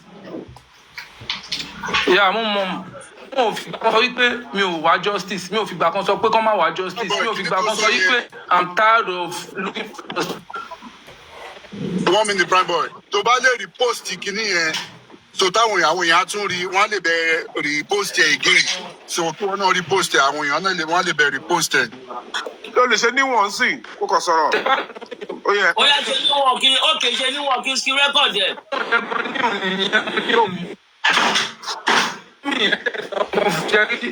Kò sí níwọ̀n lẹ́nu tí mo ṣe ẹ máa mọ̀ pé ìkọ́ tó ẹ ṣe náà ni mo ti ṣe apology òun pọ̀ jù náà ọ̀tún tí mo ti ṣe yẹn ẹ kọ́ lọ ókè ta ló ní. Rí ni wọ́n fúnra náà ló sọ páwọn èèyàn rí 312 ló ń tí ìlẹ̀kùn ló ń wẹ̀ báyìí FYP 4,000 plus FYP 4,000 ló wà bẹ́ẹ̀ so ọ̀pọ̀ ní wò báyìí.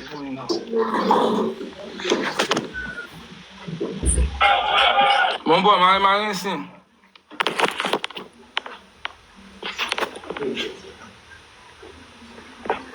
Ẹ̀rí gbọ́dọ̀ yẹn lágbára wọ́n wá níwọ̀n lé Yomi.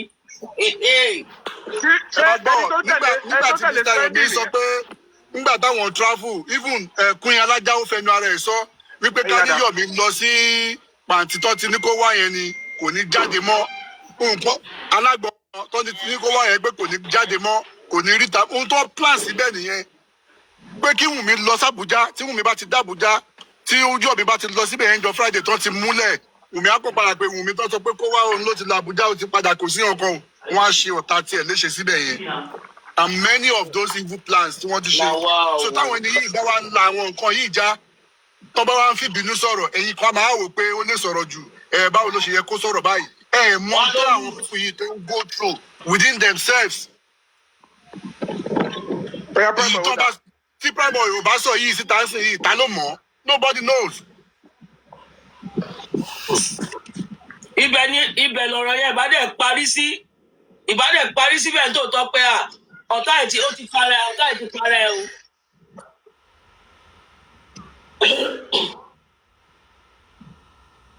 Prime boy.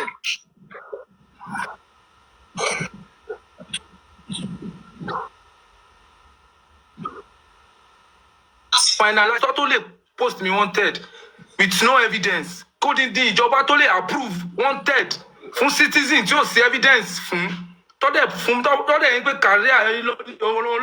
kàríà kan ló ní lọ tẹ̀dẹ̀ ìwé pé kẹ báyé ẹ̀jẹ̀ yẹn you should know they are ready to kill that person. Ìwé èèyàn bẹ́ẹ̀ wọ́n ti ready láti pa tó yẹ wọ́n ti gbowó ẹ̀mí ara wọn ni owó ẹ̀mí ọmọ ọlọ́gbà wọ́n máa pa wọn lọ ni. Àlàyé báyìí, má bínú jàre. So let me now And then play video and for you, ma. Please just listen, please, ma. All praise is due to the Almighty. What are my people? It's your boy Prime. I'm here to appreciate the people that stood by me during this time. Some said I'm rude. Some said I'm good. Some supported me by someone against me. I really appreciate everyone. You know, thanks to all the Abiamos that stood by me during Baba's fake petition. You know, I'm sorry with the way I reacted then. You don't know I'm going through that. It's not easy. So, I'm really sorry. Single life. Hello. clear. Prime boy, clear. But go repost it, repost it, people will pick it. Repost it. Can be rest assured if you go my be posted, my be repost. So Vikings.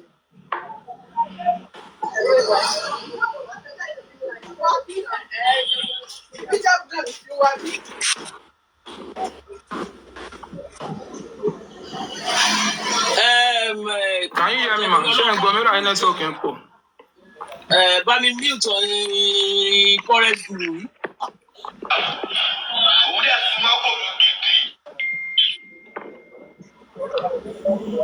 Ẹni sùúrù ẹja ní sùúrù fún náà kí ló dé ẹja ní sùúrù fún náà.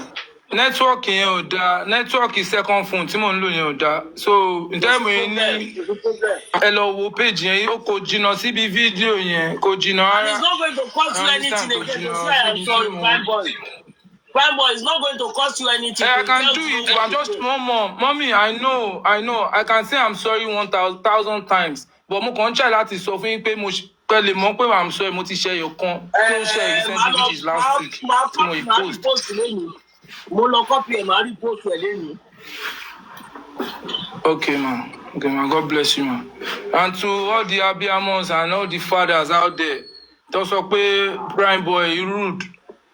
As in, tó sọ pé mo rude. As in, bẹ́ẹ̀ ìwà mi ni o, bẹ́ẹ̀ mo ṣe máa ń sọ̀rọ̀ ni o, bẹ́ẹ̀ sometimes mo bá ṣe wá sí life pẹ̀lú look ni o. I'm so sorry. Ẹ má bínú ẹ ní bínú náà ni. Because gbogbo yín lẹ ní mi lé normal. Gbogbo yín lẹ ń wò mí lé. Ẹlòmíì ń wo bó ṣe ń gbọ́ life mi báyìí, ó ń wo orú mi lọ́nkán báyìí. So mo ń bẹ̀ yín ni mo bẹ̀ yín torí Ọlọ́run ni ẹ ní bínú náà ni. For you, tí gbogbo yín bá dẹ̀ tẹ́ bá notice nsìn. It's not that I still want justice for Mohbad. And I always want justice for him forever. And that's the only thing that can put smile in my face. That's the only thing. So I just want you people to support me. And that's the only thing. Just your support alone. Ẹ̀yin lẹ mọ̀ nǹkan tẹ́ fẹ́ fi support. Ẹ̀yin lẹ mọ̀ nǹkan tọ́mọ yìí need. Kí lẹ mọ̀ kó need láti fi get it. Because ẹ̀yin kọ́ ló fẹ́ lọ máa lò fún justice. Àwọn alágbára ló ń bá kú. So èmi ò dẹ̀ lè wá sí life because you know people. Tó bá sọ̀kọ ẹ̀yọ̀ kan sìn, wọ́n máa pín sọ́nà mẹ́ta fún ẹni. So as an Abiamo àtàwọn fathers, ẹ mọ̀ jù mí lọ. I just, instead of me coming to talk, bóyá tí bá ń sọ̀rọ̀ yẹn ló máa ń fa ẹ máa ń bẹ àmọ́ rude bí abẹ́ torí pé bẹ́ẹ̀ máa ń gbé nǹkan kalẹ̀. So I want people like Uncle Yomi, people like Aniwu wọn bẹ́ẹ̀ lóbìnrin náà, they should come together even after this life. Kó má kọ́ jẹ́ pé after this life then everything just die down again like that. Nǹkan tí mo máa fi ń dé mi ni because bí mo yẹ. Then I'm a big Prime boy. When he died down, I trust Uncle Yomi. So please, inú mi dẹ̀ máa dùn torí I'm ready to do anything to get justice for my friend. Àwọn òun fọ́ fún anything kò sẹ́ni tí ò ní kú Ọlọ́run nìkan ni òun kú. Ẹ̀ẹ́dẹ̀ẹ̀dẹ̀ wọn lè ráwà yí pa torí tó wáyé pa àní sílẹ̀ ni. So Ọlọ́run ló mọ̀ lára mo kàn máa bẹ̀ yín ni just support ẹ gbá òkú tí mi ni onílé ń ṣe support kinní kan o. Bó jẹ́ lómi bó jẹ́ kó lọ sínú àwẹ̀ because after getting this justice joy tó máa wà ní worldwide Ọlọ́run kò ń ṣe kékeré it's not for me alone. People are saying after justice Prime boy your life will be better. Yes, my life will surely be better. Kò ń ṣe life tèmi nìkan o your life too will be better. Ẹ máa ní peace of mind rest of mind. gbogbo ìgbà tí gbogbo yín wá síbí báyìí ẹlòmíì nǹkan tó yẹ kó ṣe ó fi sílẹ̀ ẹlòmíì kò jẹun déédéé ẹlòmíì kí ló dé ẹlòmíì bí tó ti ń jẹun gan ló bá kọ̀ gbọ́n pé àwọn kan ti ṣí kinní kan oúnjẹ ó máa pàtì kó tó ṣe tán ti sùn. So we just need to get this justice. I need láti get justice yìí so people will be alive back. Please, I need my own life back. Mo lè pa ọ́ fún yín o. If you go in front, so remember, I would queue behind you conveniently. God bless you, Uncle Yomi. I trust you. I love money. International community will queue behind you. See, what you don't understand, like, maybe she must say, because see what anybody fẹ́ fi ṣe mọ́. Gbogbo àwọn tó ń tẹ̀ pé ó ń tọ́ ṣe àwọn àlelẹ́wà ní kìnnì kan yẹn. Ó ti kọjá level ìbọn náà fẹ́ tiẹ̀ mọ́tò ti wọ̀. Ó lè fọ́ fún wọn mọ́. Ọ̀rẹ́ kọ́ fún justice. Kọ́tì ẹ̀rí yàn kọ́ tó tiẹ̀ súnmọ́ Mohbad. Do you know what it will translate to you? Ọmọ yẹn sọ pé the only way tẹ́bí lọ́kọ̀ ìgbésẹ̀ tó lè gbé nìyẹn. Gbogbo ohun tó ń béèrè fún your justice for yourself for your àríkò mọ́rí. What I'm saying. Any other thing? So Mr. Yomi, kí lẹ fẹ́ kí n ṣe báyìí? Kí lẹ́yìn bò lẹ́yìn? Ẹ mọ̀ kan one thing I will let you know here, please. Owó ló ti bẹ̀rẹ̀ sí sọ yẹn. Yeah. I want justice for my friend. To buy ship platform, I want justice for my friend. Talk. Let the government know. You can write. Call sorry letter prime boy. Kí ni kò wọ́n dùn ní? For letters everywhere. Lọ́mọ lost everywhere. Ibi tó bá ti kọ́ sí sọ̀rọ̀ tó ìpáwọ̀ tó ń tó tọ́. Offline. Go. Tó bá tẹ̀lé wa.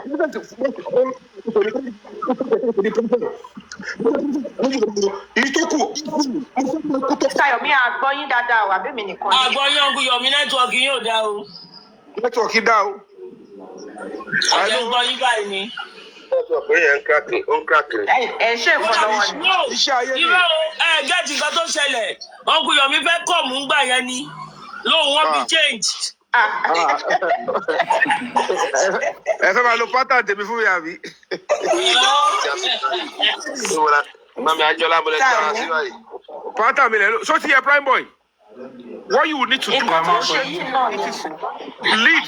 If you lead, you have number one, a local standing. Number two, you are a person of interest.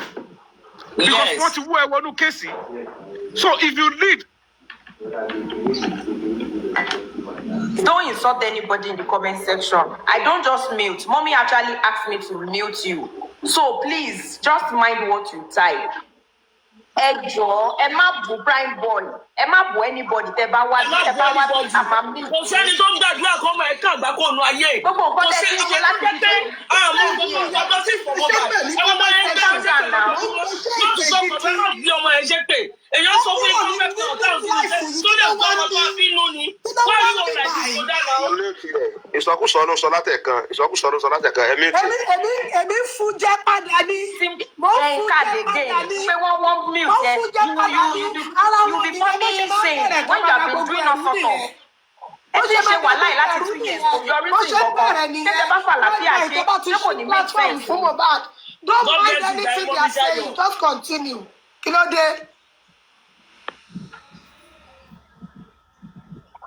No, Mr. Yomi. Prime boy, ṣó ti rí gbogbo yín lẹ̀ ń kọrin. Bàbá Mohbad ń kọrin. Ọmọ gánagànà yẹn náà, òun náà ń kọrin. Ṣùgbọ́n ayé ò gbọ́ yín, kò dẹ̀ sí ìdítáyé ò fi gbọ́ yín. Nítorí ẹni tó lògo ò tí ì fògo ẹ̀ lẹ̀ completely. So the only thing tẹ́ lè ṣe any of you tó bá gbọ́n tó dẹ̀ mọ nǹkan tó yẹ kó ṣe right ni kó take a lead on this course. Kó dẹ̀ ṣe with just pure mind. Kó má lo àgàbàgebè, kó má jẹ́ pé bóyá wọ́n gbowó fún àbí ó kàn ṣe nítorí pé ó fẹ́ fi blow. You will see that tí ọmọ yẹn bá rí justice, ẹni tó bá fi tọkàntọkàn ṣe even nínú lára wa tó jẹ́ pé kì í ṣe family Mohbad, Ọlọ́run alààyè ń gbọ́. Ẹni yẹn confam ògo Mohbad ló máa replace. Ló máa replace ẹ̀. Bó ṣe máa ṣẹ́ nìyẹn, you just have to know. Ṣebí ọmọ yẹn ti ń kọrin láti jọ ẹ̀ báyìí, a rí ó lọ sórí platform ìyá ọgbà. Ìyá ẹjọ prime boy ó lọ sórí kíní kan àmàdúrà brother èpè ni wọ́n ṣẹ́ fún comment section. Wo reactions will always come. Ẹ̀yin èèyàn tí ẹ bá mọ nǹkan tí wọ́n ń pè ní ògo ògo tí ì ṣe tiẹ̀ ṣùgbọ́n tí Ọlọ́run wò pé òun lè transition fún ẹ ó lè jẹ́ tìdílé ẹ wàláhì iṣẹ́ gidi wàá ṣe iṣẹ́ òótọ́ ni wàá dẹ̀ ṣe nítorí pé ilẹ̀ òun ló pa gbogbo ẹ̀dá ènìyàn is one thing tó so gbogbo wa pọ̀ òun ibẹ̀ náà la ṣe máa padà sí. So you just have to take the lead like he has said. If you take the lead, a lot of people, in fact most Nigerians will follow you, and at the end of the day wàá rí pé ayọ̀ ló máa já sí fún ẹ. So for every reason for now you just have to set aside anger. It is only good kéèyàn ìbínú á wáyé ó ti dùn ẹ́ ìjọba yìí ti ṣẹ̀ ẹ́ Nàìjíríà ti ṣẹ̀ ẹ́ as a matter of fact people have failed you no problem àti gbọ́ ṣùgbọ́n jẹ́ kó wà lẹ́gbẹ̀ẹ́ kan now face that cause, that real cause, which is justice for Mohbad in its kò ń ṣe pé gbogbo o kò fẹ́ ṣe because of your own o do it wholeheartedly and see if nature will not treat you well. Thank you. ọ̀rọ̀ nìyẹn Kid Boss God bless Kid Boss ọ̀rọ̀ yẹn ó fọ́ọ̀kì pẹ̀lú brain mi gan mo really appreciate àwọn ọ̀rọ̀ but wọ́n ní àwọn key points kan èèyàn náà perfect mọ́ mi. báyẹn kó fọ́ọ̀kì o báyẹn kí ìjà tó wà láàrin mi àti ẹ̀ fọ́ọ̀kì kẹ̀. ọkùnrin yẹn ló bàjẹ́ kọ́ọ̀mù mà ní kí wọ́n ti Kid Boss jẹ́ sí mi àbí.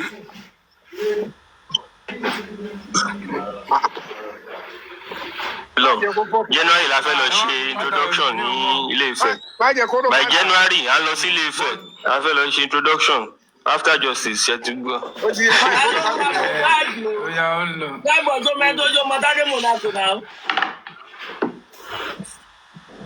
aṣọ náà aṣọ torí àti ìnífọkànbalẹ̀ iná ọjọ́ ká ti align ní studio normal. So nǹkan tí mo fẹ́ sọ mọ́ mi. ó máa ṣẹlẹ̀ Ọlọ́run kọ́ tí Kid Boss kọ̀ sọ yẹn ó yẹ prime boy gbogbo ẹ̀ la máa ṣẹ́rí nǹkan tí Kid Boss sọ yẹn mo rí point inú kinní yẹn gan but mo fẹ́ sọ nǹkan kan lénìí tó yẹ pé ṣe bí mo ṣe wà yìí mo ń ṣe Mohbad gangan fúnra ẹ̀ ó mọ̀ mí fúnra ẹ̀ ẹni tó ti kú ó mọ̀ mí fúnra ẹ̀ wípé kémi Ọlọ́run tó lè fà mí sínú journey yìí ó yí Ọlọ́run fúnra ẹ̀ but people are not nǹkan tí mo ṣe understand no ọ̀n ṣiṣẹ́ ní ẹ̀gbẹ́ mi rẹ̀. ó kọ ọdún ẹni àbí òkè. So nǹkan tí mo ń ṣe láti sọ ni wípé tó bá jẹ́ pé torí fame àbí nítorí owó ẹ lọ count èmi irú èèyàn bíi tèmi ìyá ọ̀tọ̀ Ọlọ́run ní jẹ́ ìrógun ẹ̀ kàkà bẹ́ẹ̀ kọ́ Ọlọ́run kú pa mí dànù. àwa mú oògùn olóògùn tó bá jẹ́ nítorí yẹn I know a lot of ways to no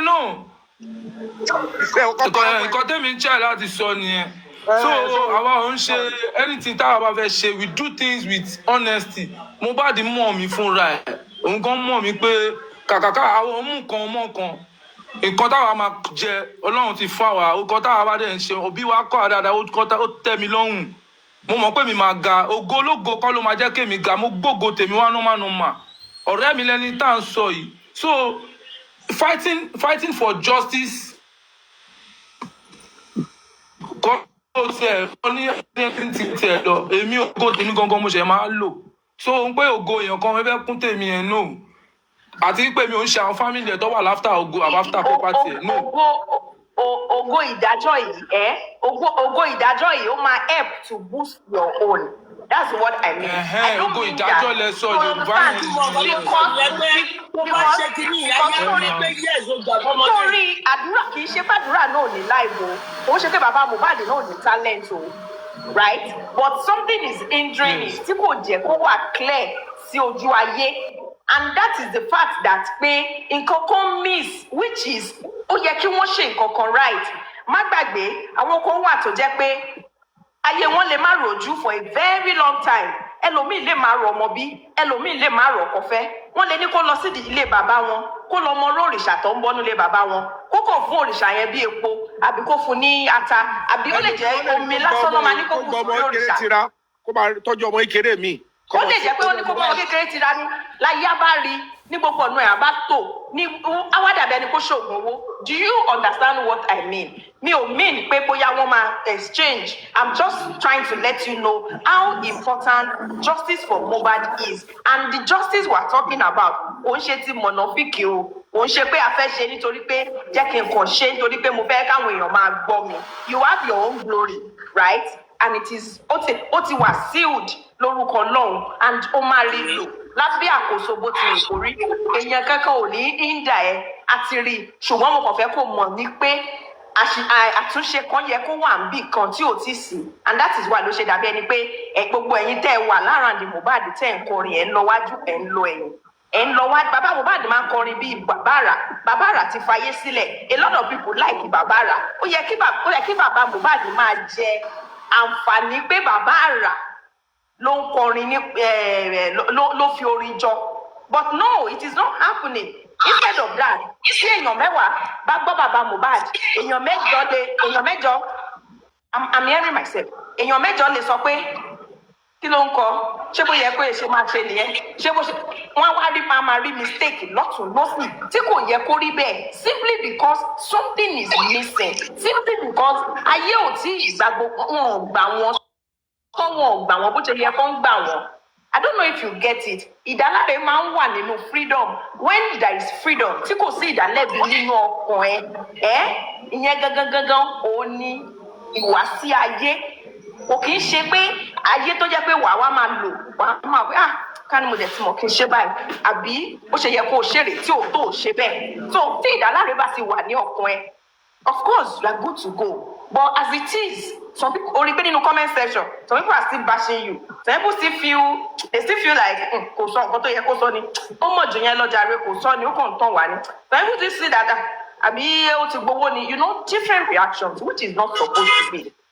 You understand? So that is gbogbo ayé ò lè like ẹ as a singer, as a musician, but kò ní dàbí irú nǹkan báyìí pé kó máa fi wé nǹkan tó ṣẹlẹ̀ yẹn. That's what I want you to understand. Kò ń ṣe pé ògo ológo àgbógo ìdílé onídìílé. No, in your own way, in your own family too, àràbà ni ẹ́.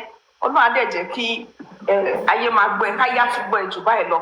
But then again, please lead for now. If you lead us, at least nínú gbogbo family, bàbá Mohbad lákọ́kọ́ rí pé wọ́n lead, ṣùgbọ́n nígbà tó yá, bàbá Mohbad sọ pé ó ti sún òun, ó jókòó, ó ti rẹ̀ nígbà yẹn náà ni. Ó dẹ̀ dá it's always normal kó rẹ̀ èèyàn. Èèyàn tó bá rẹ̀ èèyàn á sinmi díẹ̀. Bọ̀ kì í ṣe pé kéèyàn wá máa forí eléyìí gbá eléyìí. Kéèyàn wá máa try láti play smart, right? So if you are ready, we will follow you. Kò tí ẹ̀ ṣọ̀rọ̀ anger ní points that day yìí, because ó ti sú gbogbo wa dẹ̀ fẹ́ ìjà. Kò ń ṣe gbogbo wa ṣáà o, àwọn kan wà tí wọn ò fẹ́ o. Àwọn kan sì láì pé bọ́n ṣe ń rí lọ́tún lósì tíjà ń ṣẹlẹ̀. Àwọn yẹn nǹkan táwọn yẹn fi ń ṣayọ̀yọ̀ nìyẹn wà wò sọ nípa àwọn yẹn o. But the true justice seeker òun làwa sọ. You understand? Kò sí nǹkan tó jẹ́ ò tí rí. Ojú ẹni tó lọ sí inú ẹgbà ẹ̀wọ̀n fún oṣù mélòó kan. Ó ṣé mo lè survive 1 month kọ́ lọ́ọ́ ṣàánú mi, ọlọ́run má jẹ́ irúgbó ẹ̀wọ̀n. 4 months ó dẹ̀ lọ ó dẹ̀ dé. Kí ló tún wá kù? So kò sí nǹkan kan, kò sí kú tó máa pàgbà tí wọ́n ní bá polo ẹ̀ lórí ẹ̀ mọ́. So just please give us that. Just lead and God will help you. Thank you. That's what I want to add or to clear rather. Thank you, Kid Boss. God bless you. FC. Gbogbo ilé ẹ̀ka sọ o. Ẹ̀rọ̀sà. Àkó gbẹ̀dúrà, àkó ètò náà. Gbogbo ọ̀rọ̀ náà ní kálukú ti sọ fún Bible yẹn. Tí èèyàn bá rí nǹkan rí, kò lè mọ̀ pé nǹkan kan ń bẹ. Ọláwọn nǹkan tí ó ti fojú rí àtàwọn nǹkan tó ti wà lọ́pọlọ yẹn níbi tó lọ yẹn ló ń dààmú ẹ̀ tó ń jẹ́ káwọn èèyàn máa sọ pé bẹ́ẹ̀ ó ń rúdù. Ẹni àwọn orí tó tún sọ lé nìyí nísìn, tá a bá wọ́n nǹkan tó sọ lé nìyí kò sọ rí. Bẹ́ẹ̀ tó sọ pé àwọn ọ̀sọ́ fún màmá àwọn àbí bàbá àwọn orí. Kó wá já sí pé kò wá jẹ́ni tó tún sáré sọ̀rọ̀ níta kó tó di pé wọnú station nìkan kan. Ẹni tí wọ́n invite tí wọ́n ṣe kan jẹ́ ká sáré gbé wọ́n tẹ̀lé lórí. Kó wá dénú sẹ́ẹ̀lì bẹ́ẹ̀ wọ́n lò ọ̀tá rẹ̀ pa. Wọ́n ní ó máa pa rẹ̀ nítorí pé ó ti pa ọ̀rẹ́ náà nìkan kan kí ìṣọba close. Ẹ wá nǹkan tó wá ṣẹlẹ̀ báyẹn sí. Ṣùgbọ́n akademi kan fẹ́ sọ fún ẹ prime náà ni pé wàá ní sùúrù náà sì tó ni wàá tẹ̀síwájú bí kálukú ṣe ń sọ yìí. Ó tó fi kún sùúrù ẹ o. Sọ pé olórí ibùkan ló ń bẹ lábẹ́ kọ́mẹ́ǹtì tó ń sọ wèrè látàárọ̀ sí. Irú wọn náà tún wá ń ta o. tó bá tún ṣe program yín sìn wọ́n á tún ṣe kí ni wọ́n á tún máa wá sọ̀rọ̀ rẹ wọ́n á máa tẹ wèrè wọ́n á máa fẹ́ tẹ wèrè wọ́n á yà sí wọn nǹkan tí wọ́n ń ṣe yẹn ní kò ṣe nǹkan tó ń ṣe lọ yẹn tó fókọ̀sì yẹn náà ní kò fókọ̀sì so gẹ́gẹ́ bí kí n bọ́ ṣe sọ gbogbo èèyàn ò lè fẹ́ràn yẹn gbogbo èèyàn kọ́ ló máa fẹ́ràn yẹn o tọ́ba ní gbogbo èèyàn máa fẹ́ràn èèyàn tara rẹ̀ ni ṣùgbọ́n àwọn tó bá ti ṣe tiẹ̀ tí wọ́n fẹ́ tiẹ̀ sáà máa ṣe tiẹ̀ lọ wọ́n lé ariwo ọjà tí ìbá náà èèyàn máa ń wò èèyàn kì í wo ariwo ọjà tí ìbá ti ń wo ariwo ọjà èèyàn ní ta èèyàn dẹ̀ ní débi téèyàn ń lọ so o máa ṣe lọ ọlọ́run yóò fún ẹ láṣeyọrí ọlọ́run tó ti ń sọ ẹ́ bọ̀ yẹn náà tó kì í ságbára rẹ o kì í sọgbẹ́ o ọlọ́run náà ló ń sọ ẹ́ bọ̀ láti gbà yẹn náà ló dẹ̀ ń kọ́ ẹ̀ mọ́ sí tí ìbá ṣe bẹ́ẹ̀ náà ni tí wọ́n bá pa ọ̀tá ẹ̀ sínú sẹ́ẹ̀lì kí náà máa sọ ọmọ ní ńgbà tó pa àwọn báàdì tán ni kò fẹ́ rojọ́ lójú kó para rẹ̀ lójú hàǹgì ara rẹ̀ wọn ò dẹ̀ ní mà pa àwọn ẹlẹ́rìí burúkú yìí náà ni wọ́n ti sẹ́yìn yọ sùúrù tó ń ṣe bọ̀ yẹn wàá tó wá fi sùúrù tó wá máa ní sí yìí ó tún máa fẹ́ ju sùúrù tó ti ní tẹ́lẹ̀tẹ́lẹ̀ yẹn lọ because tó fi ni pé wọ́n tún máa tírẹ́tì yẹn wọ́n máa dẹ́ láàmú òníwò bẹ̀ nǹkan tó ń fèsì yẹn gan iná ni wàá fèsì pẹ̀lú gbọ́dọ̀ ọlọ́run adé fún ẹ láṣeyọrí wọ́n mi ọ̀rọ̀ tó lè ti sọ yẹn because ọ̀rọ̀ tẹ́ sọ yẹn ó kọ́ra ẹni rẹ̀ bá dàrú gan mọ̀ yìí pé ọ̀rọ̀ ọmọlúwàbí ọ̀rọ̀ gidi ọ̀rọ̀ ìjìnlẹ̀ ọ̀rọ̀ táwọn ẹni ọlọ́run máa sọ àwọn àfáà ẹni ọlọ́run àwọn pásítọ̀ ẹni ọlọ́run tí wọ́n máa sọ kí wọ́n bá báyà sọ̀rọ̀ bí yẹn bá tiẹ̀ ń bínú tẹ̀tẹ̀lẹ̀ ara yóò sì balẹ̀ ara yóò sì wálẹ̀ eré yóò sọ tí ó gbà iná rẹ̀ sọ kò sí tó jẹ́ kó rí bẹ́ẹ̀ ẹ̀mí mímọ́ tẹ̀yìn gẹ́gẹ́ bí ń ṣiṣẹ́ ló fà á ẹ̀mí mímọ́ tẹ̀yìn bí ń ṣiṣẹ́ tí ẹ̀ ní àbòsí kankan nínú tó yẹ pé bí yóò ṣe da iná lẹ́yìn ṣe eré gbógun kalẹ̀ ní ìbẹ̀rẹ̀ tá a máa ń sọ òkòkò orí àtàdúrà táwọn gbogbo àwọn tó nífẹ̀ẹ́ yín tí wọ́n ń ṣe fún yín yẹn ó ń gbà àwọn dẹ̀ nígbàgbọ́ pé ó ń gbà pẹ̀lú ògo lọ́lọ́lọ́ àti ẹ̀yin àti prime boy yìí náà àti gbogbo àwọn tí wọ́n gbé ètò yìí lọ àti gbórúwa yìí náà àwọn yìí gan abálára tó ṣe wèrè gbà yín báyìí àtúgbà tẹ̀sùbà mú padà náà ni tó dáa ń sọ̀rọ̀ wọ́n ti ní pé yẹn ń sọ̀rọ̀ báyìí náà kò sí àwọn ọ̀tá justice yìí gangan gbogbo àtà ń sọ̀rọ̀ yìí náà wọ́n máa bá a sọ̀tá so ẹ̀yin tẹ́ tún wá gé lídà tẹ̀ wá níwájú yìí ẹ̀yin lọ́ta tó pọ̀ ṣùgbọ́n àwa náà tó jogún ọ̀tá lọ́dọ̀ yín tọ́lá àtàwọn ti ń fẹ́ràn ẹ̀yin tẹ́ gbọ́dọ̀ lọ́wọ́ yìí wọ́n máa bá a sọ̀tá níta fi jogún ọ̀tá lọ́dọ̀ yín nìyẹn so ọlọ́run ọba tó wá lè sọ tó ní ààbò ẹ̀wọ̀n látàrọ̀ lè ṣe láti wá láì sí àní nǹkan tá à ń ṣe ni mo yẹn ṣe prayer báyìí mo ṣe prayer lẹ́gbẹ̀ẹ́ kan ni mo gbé fóònù sẹ́gbẹ̀ẹ́ kan ni mo ṣe prayer mi lọ mo gbé fóònù sẹ́gbẹ̀ẹ́ kan mo ń gbọ́ tẹ́ ẹ sọ báyìí kí n sọ̀rọ̀ ni màá sọ̀rọ̀ ó kì í sẹ́mi ọmọ nǹkan tí mo ń ṣe ni àbí mi ọmọ tó kàn àní ìlú àyè afẹ́ kó dáa àfẹ́ ká máa pa àwọn ọ̀dọ́ mọ́ àfẹ́ ká máa pààyàn jáyé mọ́ so gbogbo ẹ̀ wá gbé lọ́wọ́ yìí ọlọ́run tó ní sọ ọlọ́run tó ní ààbò lọ́dọ̀ yóò máa sọ gbogbo àwa tá a gbódòdó lọ́wọ́ ni o àwọn tí wọ́n gbódòdó lọ́wọ́ àtàdúrà fún wọn o gbogbo àwọn tá a gbódòdó lọ́wọ́ tá a sì ń tẹ̀ lódodo tá a sì ń ṣe tọkàntọkàn ọba tó ní sọ ọba tó ní ààbò yóò máa dáàbò rẹ̀ bẹ́ẹ̀ ti lọ bẹ̀yẹn láyọ̀ náà lẹ́yìn pẹ̀lú ayọ̀ àtàláfíà ọwọ́ ta ò ní tẹ̀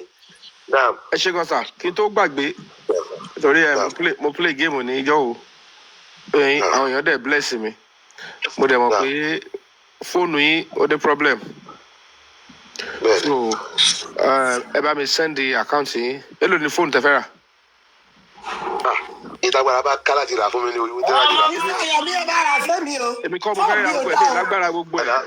justice for Mr. Yomi o. ṣé ẹ gbọ́ so èmi máa fún yín ní 50,000 nù ẹ̀ tẹ́ bá rà àwọn tó fẹ́ rà fún yín sí so ẹ bá mi send account yín so kẹ́ ẹ lè ra fóònù ẹ̀ bọ́ ẹ máa ṣe àdúrà dáadáa lórí ọ̀rọ̀ justice tọ̀wọ́ bá di oyè yín mo ti ọ̀pẹ́ ń ṣe náà so ọlọ́run àti ìṣòwò àfọyín yìí so mo jẹ́jẹ́ ẹ̀ gbà yẹn mi ì rẹ̀ gbàgbé so that's what I will do. ọmọ bí iye mo bá ròde ọmọ ọlọ́run mọ́ àgùntàn sọ́lóye mo bá ròde Yomi bá mi oní tí bá pè ẹ́ kó dá mi lóhùn kó má fi gbígbọ́ ṣaláì ìgbọ́ o Yomi. Alhamdulillah. Ok, máa fi fóònù tuntun sọ ọdún wọn ti sọ fún mi láti lónìí bóyá ń gbàtẹ̀ wá ti rí ibi sọ̀rọ̀ náà.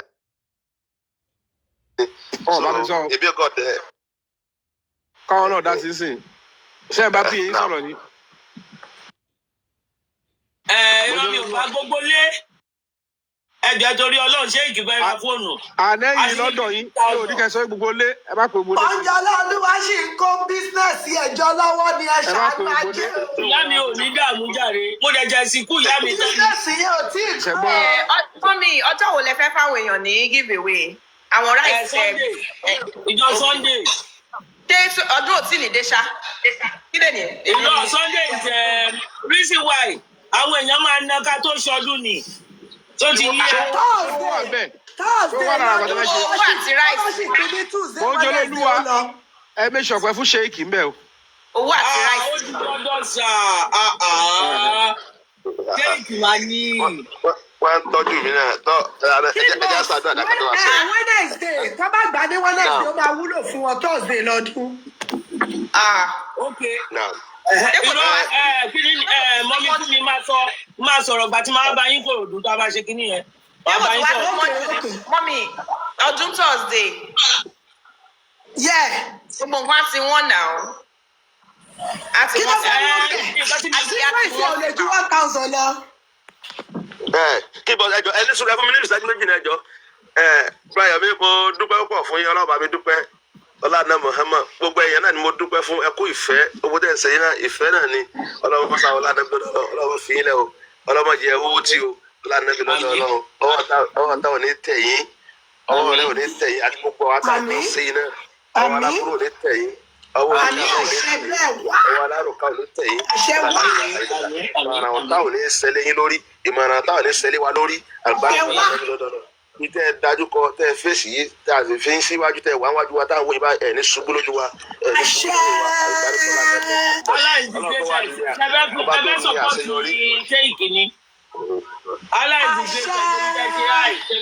ọba tó ní àṣeyọrí yóò fún yín láṣeyọrí yóò fún wa láṣeyọrí ọlọ́jẹ́ kan sórí ọlọ́ọ̀ èmi náà mo gba ẹ̀jẹ̀ ńgbà tẹ́mi àti ń sọ̀rọ̀ mo ní pẹ̀lú. Hold on, Sheikh. Allah is the greatest. Ṣé kí n gbé yín wá sókè ni àbí? Allah is the greatest. Ṣé kí n gbé yín wá sókè ni sà?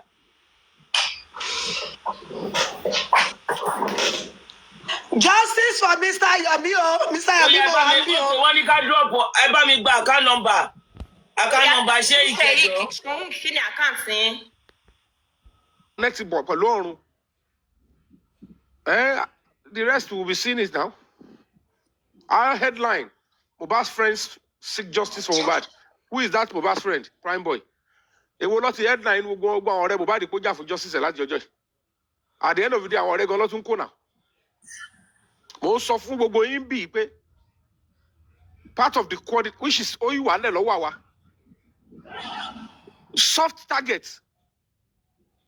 Márùn ọ̀tọ̀ọ̀tọ̀.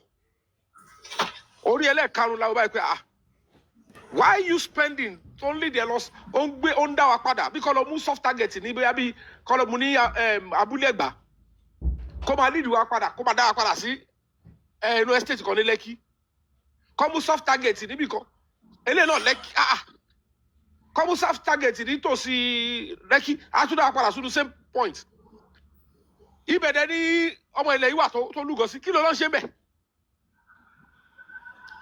lára coordinate yẹn ṣò alẹ́ òru these people's trust for heaven's sake about investigators wọ́n ṣì ń wò ni so all these things are some of the things that we know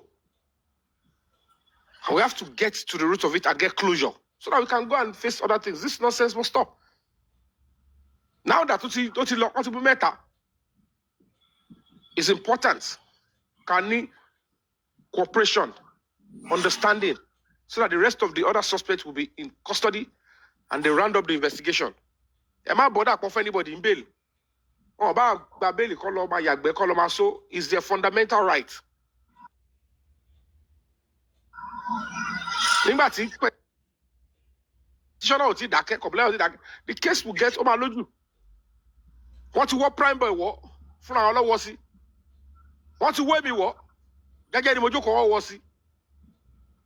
It's because I am doing the right thing tó yẹ kí n ṣe. Òun ni wọ́n ṣe rí mi mú. Wọ́n ò rí mi gbé ṣubú. If you prime boy do the right thing, àwọn ọlọ́wọ́ ẹ̀ wọ̀ so wọ́n ní wá padà sọ pé kí ni tiẹ̀ mẹ́ kí ni ẹ̀yin kọ́lẹ̀ wá pè mí bí ojú kò ẹ̀yin kọ́lẹ̀ forúkọ mi lẹ̀. Ẹ̀yin kọ́lẹ̀ parọ́ fọlọ́pàá. Ẹ̀yin àtọlọ́pàá kọ́lẹ̀ jẹ́ tó nǹkan tẹ́jọ́ tó. Gbà tí driver sọ̀rọ̀ kí ló tẹ́ fò gbà tí driver sọ pé òun àti ọ̀sọ̀mọ̀ sílẹ̀ lẹ̀. Ó ṣe wá jẹ́ ti tèmi lẹ́ wá sọ pé ó kọ̀ sí kíní. So ṣé ìjà tí mo bá jà ló jẹ́ kó jáde láago mẹ́ta òru kó wá pharmacist kiri. Tó bá jẹ́ pé òun lòun kọ̀ sí ẹ̀ ẹ jáde láago mẹ́ta òru ṣé wọ́n ní gbogbo òní ti máa pe prime boy lórí fóònù pé ṣé wọ́n nǹkan tó ṣe fún Mohbad ó tún ti bleed lóru sí wọ́n á ti pè náà. Tó bá jẹ́ pé òun ló kọ̀ sí nǹkan tó fi jáde láago mẹ́ta òru àwa lòun béèrè báàgì ní ìjọ́ kejì. Wọ́n dẹ̀ máa tẹnumọ́ ní court. Wọ́n sọ̀rọ̀ wá bẹ́ẹ̀ báàgì ìjọ́ kejì Wùmí á máa sọ pé don't come now. Kò ní sọ wípé do you know that this guy what you did to him ọkọ tó jàjẹjà yẹn ó tún ti ń bleed lóru. Ọlọ́pàá dẹ̀ ní gbogbo yẹn ó dẹ̀ ní ká gbójú sọ. We fight for justice, we fight for things like this. Ebi ò sí láwọn tó máa go sẹ́yìn ìkakọ go sẹ́yìn kọ́má sọ I don't do gender battle. I fight justice. I go after the truth. And we need to do this because the more we continue to shy away from these things, àwọn ara wa tó ń yàn sí gọ́ọ̀mẹ̀ntì even tó ní láti dílé wọn tó ti tọ́ wọn yẹn òun náà máa fi máa ṣèjọba wọ́n bìlì pé táwọn bá ti gbàjọba ẹrú làwọn tó kù. And then Nigerians will continue to think that they are slaves. That anybody elected into public service is a slave merchant. Báwo lè ṣe fẹ́ káwọn ọmọ yìí wá jẹ́yàn? Báwo ló yẹ fẹ́ ronú straight? You cannot fight and sacrifice for your country. And fighting and sacrificing for your country means you fight for cases like this.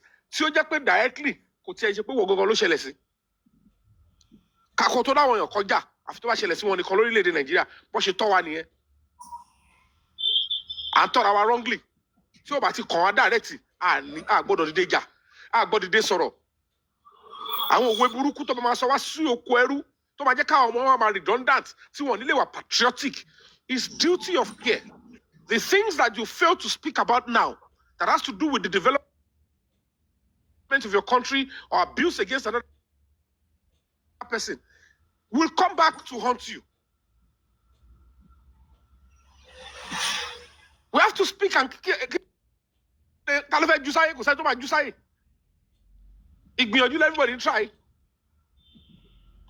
So if he understand about not all until if he tap into it, àwọn ọlọ́tí wa bá kò ṣe òun ló fẹ́ take advantage ikú Mohbad jẹ́jẹ́ ló jókòó tó bá jẹ́ pé wọn dárúkọ ẹ̀ wọ́n tó dárúkọ ẹlòmíì ṣé báyìí náà wọ́n máa wò kọ́rẹ́ ìdíwà ní mọ́ṣúárì kò ní béèrè fún justice ni. So why is he not asking for justice now? If he start asking, then the whole world will say let's queue behind him. He has a local standing. He is a better person to even seek justice. Wọ́n ti parọ́ mọ́ already. Ọlọ́pàá olóbẹ̀ sọ pé hello stop asking ọlọ́pàá olè bá sọ. If torí pé ọlọ́pàá tó ń yìn màmá fọ́ fún ni pé ọmọ ẹ̀ tó ń para tó tọ́ o. Kí la fẹ́ ṣe fún ta sí wọ́n ti fìyà jẹ àwọn ara wa ló ṣe parọ́ mọ́ náà. Ṣé wọn ò lóòótọ́ kọ́ tó ti sẹ́ẹ̀lì fún oṣù mẹ́rin? So tó bá ń para ẹ̀ lè gbé lọ́ọ̀lì lọ́wọ́. The world will now be ọba yẹn tó sọ̀rọ̀ yìí ọ̀rẹ́ gidi lélẹ̀. So ó máa easy fún public láti dá ògbó òfẹ́ yẹn padà pé a lè rí Mohbad mọ́ ok a fẹ́ dá ògbó òfẹ́ yẹn padà sórí ọ̀rẹ́ kò ṣe pé ògólógò ló ń lò. Nígbà tó ń fi ìyá Mohbad jẹ ìyá Mohbad ṣe ó jẹ ṣe Mohbad ó máa jẹyà life ó jẹyà life ẹ̀ náà kí ló tó ń fi ìyá tiẹ̀ náà jẹ. So tó bá yẹ pé lára ògùn ẹ̀ náà ni ó ti jẹyà ẹ̀ náà láì béèrè fún. So Ọlọ́run wa ní ṣe Ọlọ́run ní ṣe tiẹ̀ níyà. You have your own stardom. Nǹkankan ló máa wú jáde. You have your own glory. Nǹkankan ló máa ṣàtọ́kùn ẹ̀ tó máa ṣì jáde. A sacrifice will have to be made. And they forced you to make it. So ní tẹ́mi lè sọ nìyẹn because tí a bá ní ká máa sọ kọ́ dáwó sí. Àwọn ọba yẹn tún ti bẹ̀rẹ̀ dáwó kú nation. Ẹni pé kí dàrúṣà yẹn kó máa tẹ dáwó kú nation. Láti gbà yẹn dì sí àgbúrò kó sọ justice for Mohbad. Báwo lè òní kọ́kọ́rọ́ owó wà lọ́wọ́ ọkù Yomi gbogbo owó streaming ìyàwó ẹ̀ ló wà.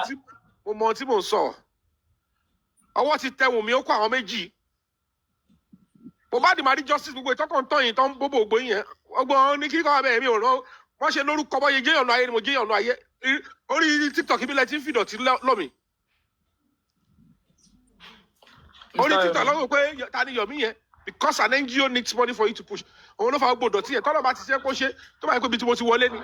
Ṣé gbogbo oníṣọ́ọ̀tì yẹn máa ní nǹkan tí máa ń fèsì lọ ọkọ̀ máa kun bí tọ́ máa kun ni àbí kọ́ máa fún kú ara wọn káàkiri. Tọ́lọ́ dẹ̀ máa gbé mi jẹ́rí wọn and they will get justice. Agbára mélòó ló Yomi Amzat ní? Owó mélòó ló nígbà yẹn? Ṣèbí tó lé orí kọ̀rọ̀kọ̀rọ̀ olúwa wá di igbá wọlé. For me to dedicate my entire life abandon my career. Mo wá sí ìlú yìí ibi tí mo wá ń sìn nígbà tí màá múùfù yìí mi ìtẹ́rú tó lè dágbére fọ́mọ mi Torí tó dágbére fọ́mọ is to kí yẹ gbọ́. Àkóbá àdàbà tún nìyẹn.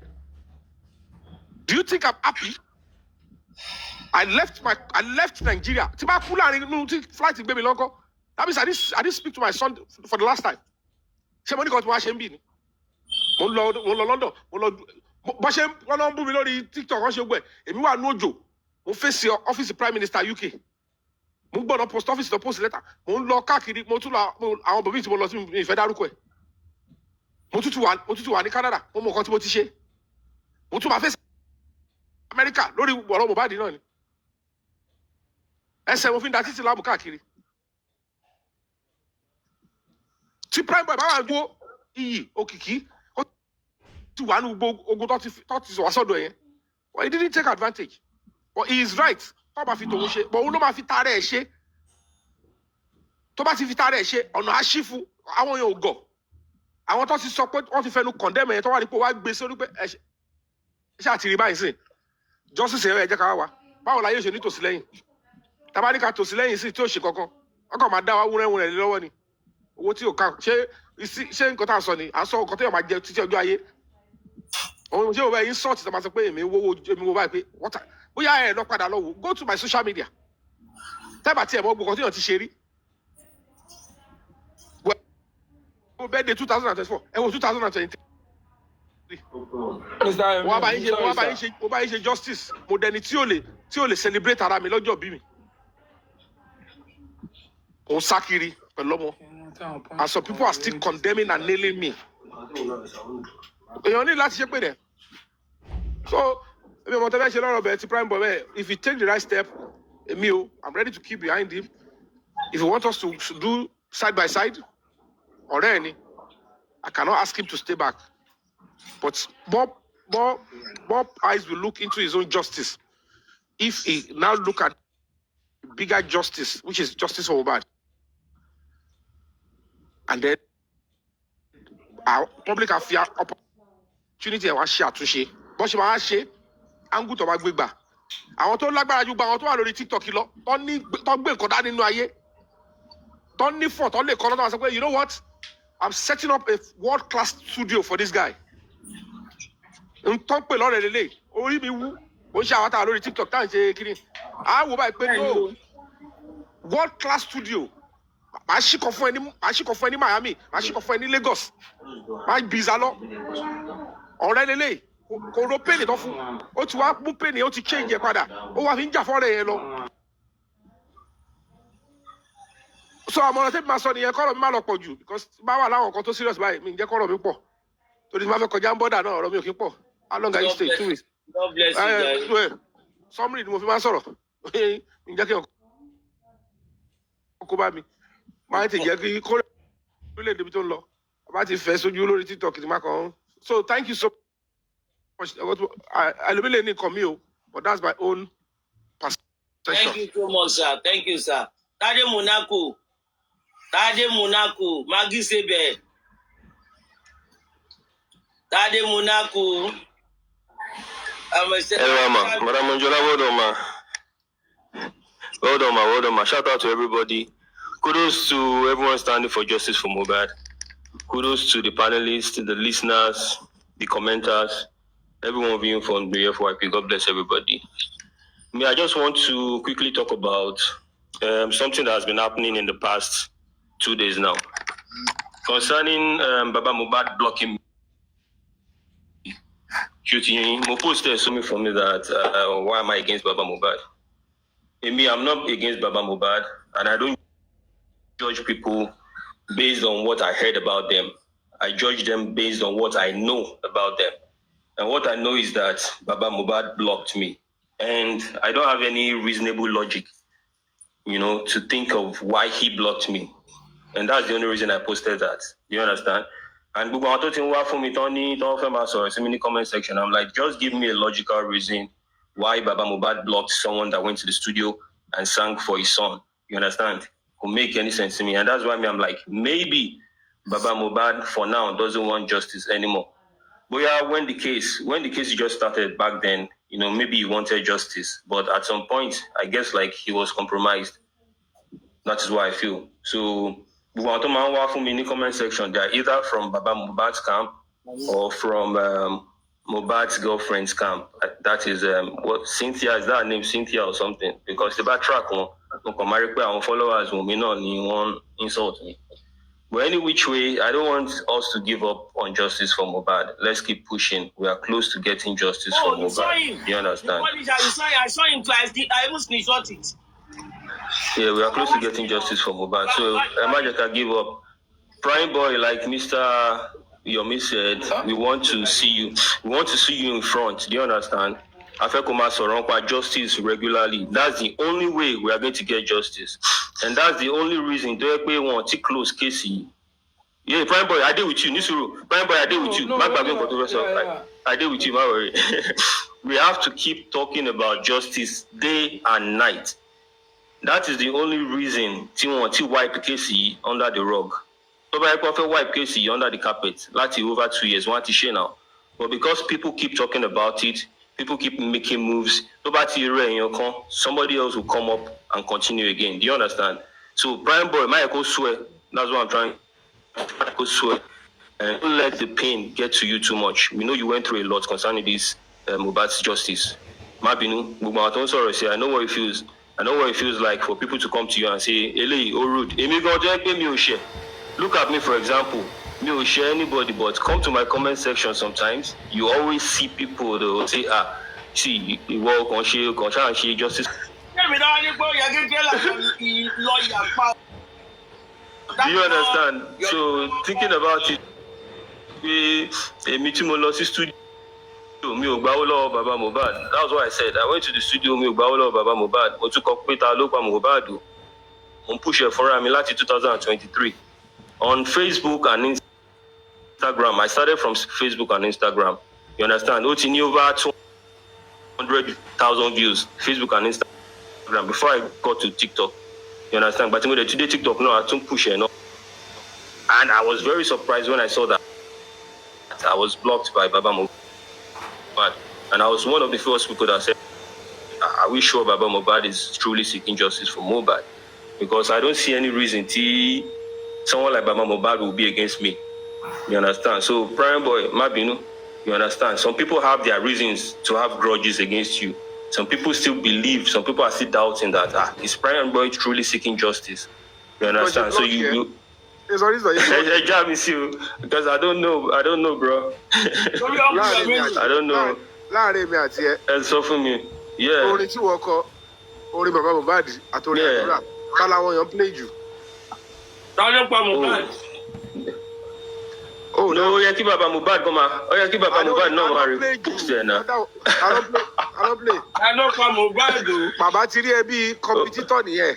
Ejo nkorin. So wow. Only ti e lo npo. So rivalry ló ṣe bàbá ṣe block ẹ kò ṣe pé tó possible. So because àwọn kan sọ pé bàbá kọ́ ló block me. Bàbá kọ́ ló block me and I'm like tí kò bá ṣe bàbá ló block me. It's been over a year tí mo ti complain. You understand? And it's still like that. So I just feel like Baba very, very serious concerning justice. From ẹni tó lọ káàkiri from one place and why justice for more. I don't know whether all I know is that they took advantage. They don't have freedom, but they have fame. Àwọn guys tó wá involve nínú kú Mohbad gbogbo wọn tó wà ọmọ ọkàn tó tí rẹ táìtà ìbá tó wọn síjọba bá rẹ́dí wọn mọ bóyá máa ṣe we know what we know jàre máa wọ́n ti gbogbo táwọn family. So like Mr. Yomi said, ẹ má fall for anybody, Prime boy, ẹ má fall for anybody, you understand? Say your truth, stand for your truth. That's what's up.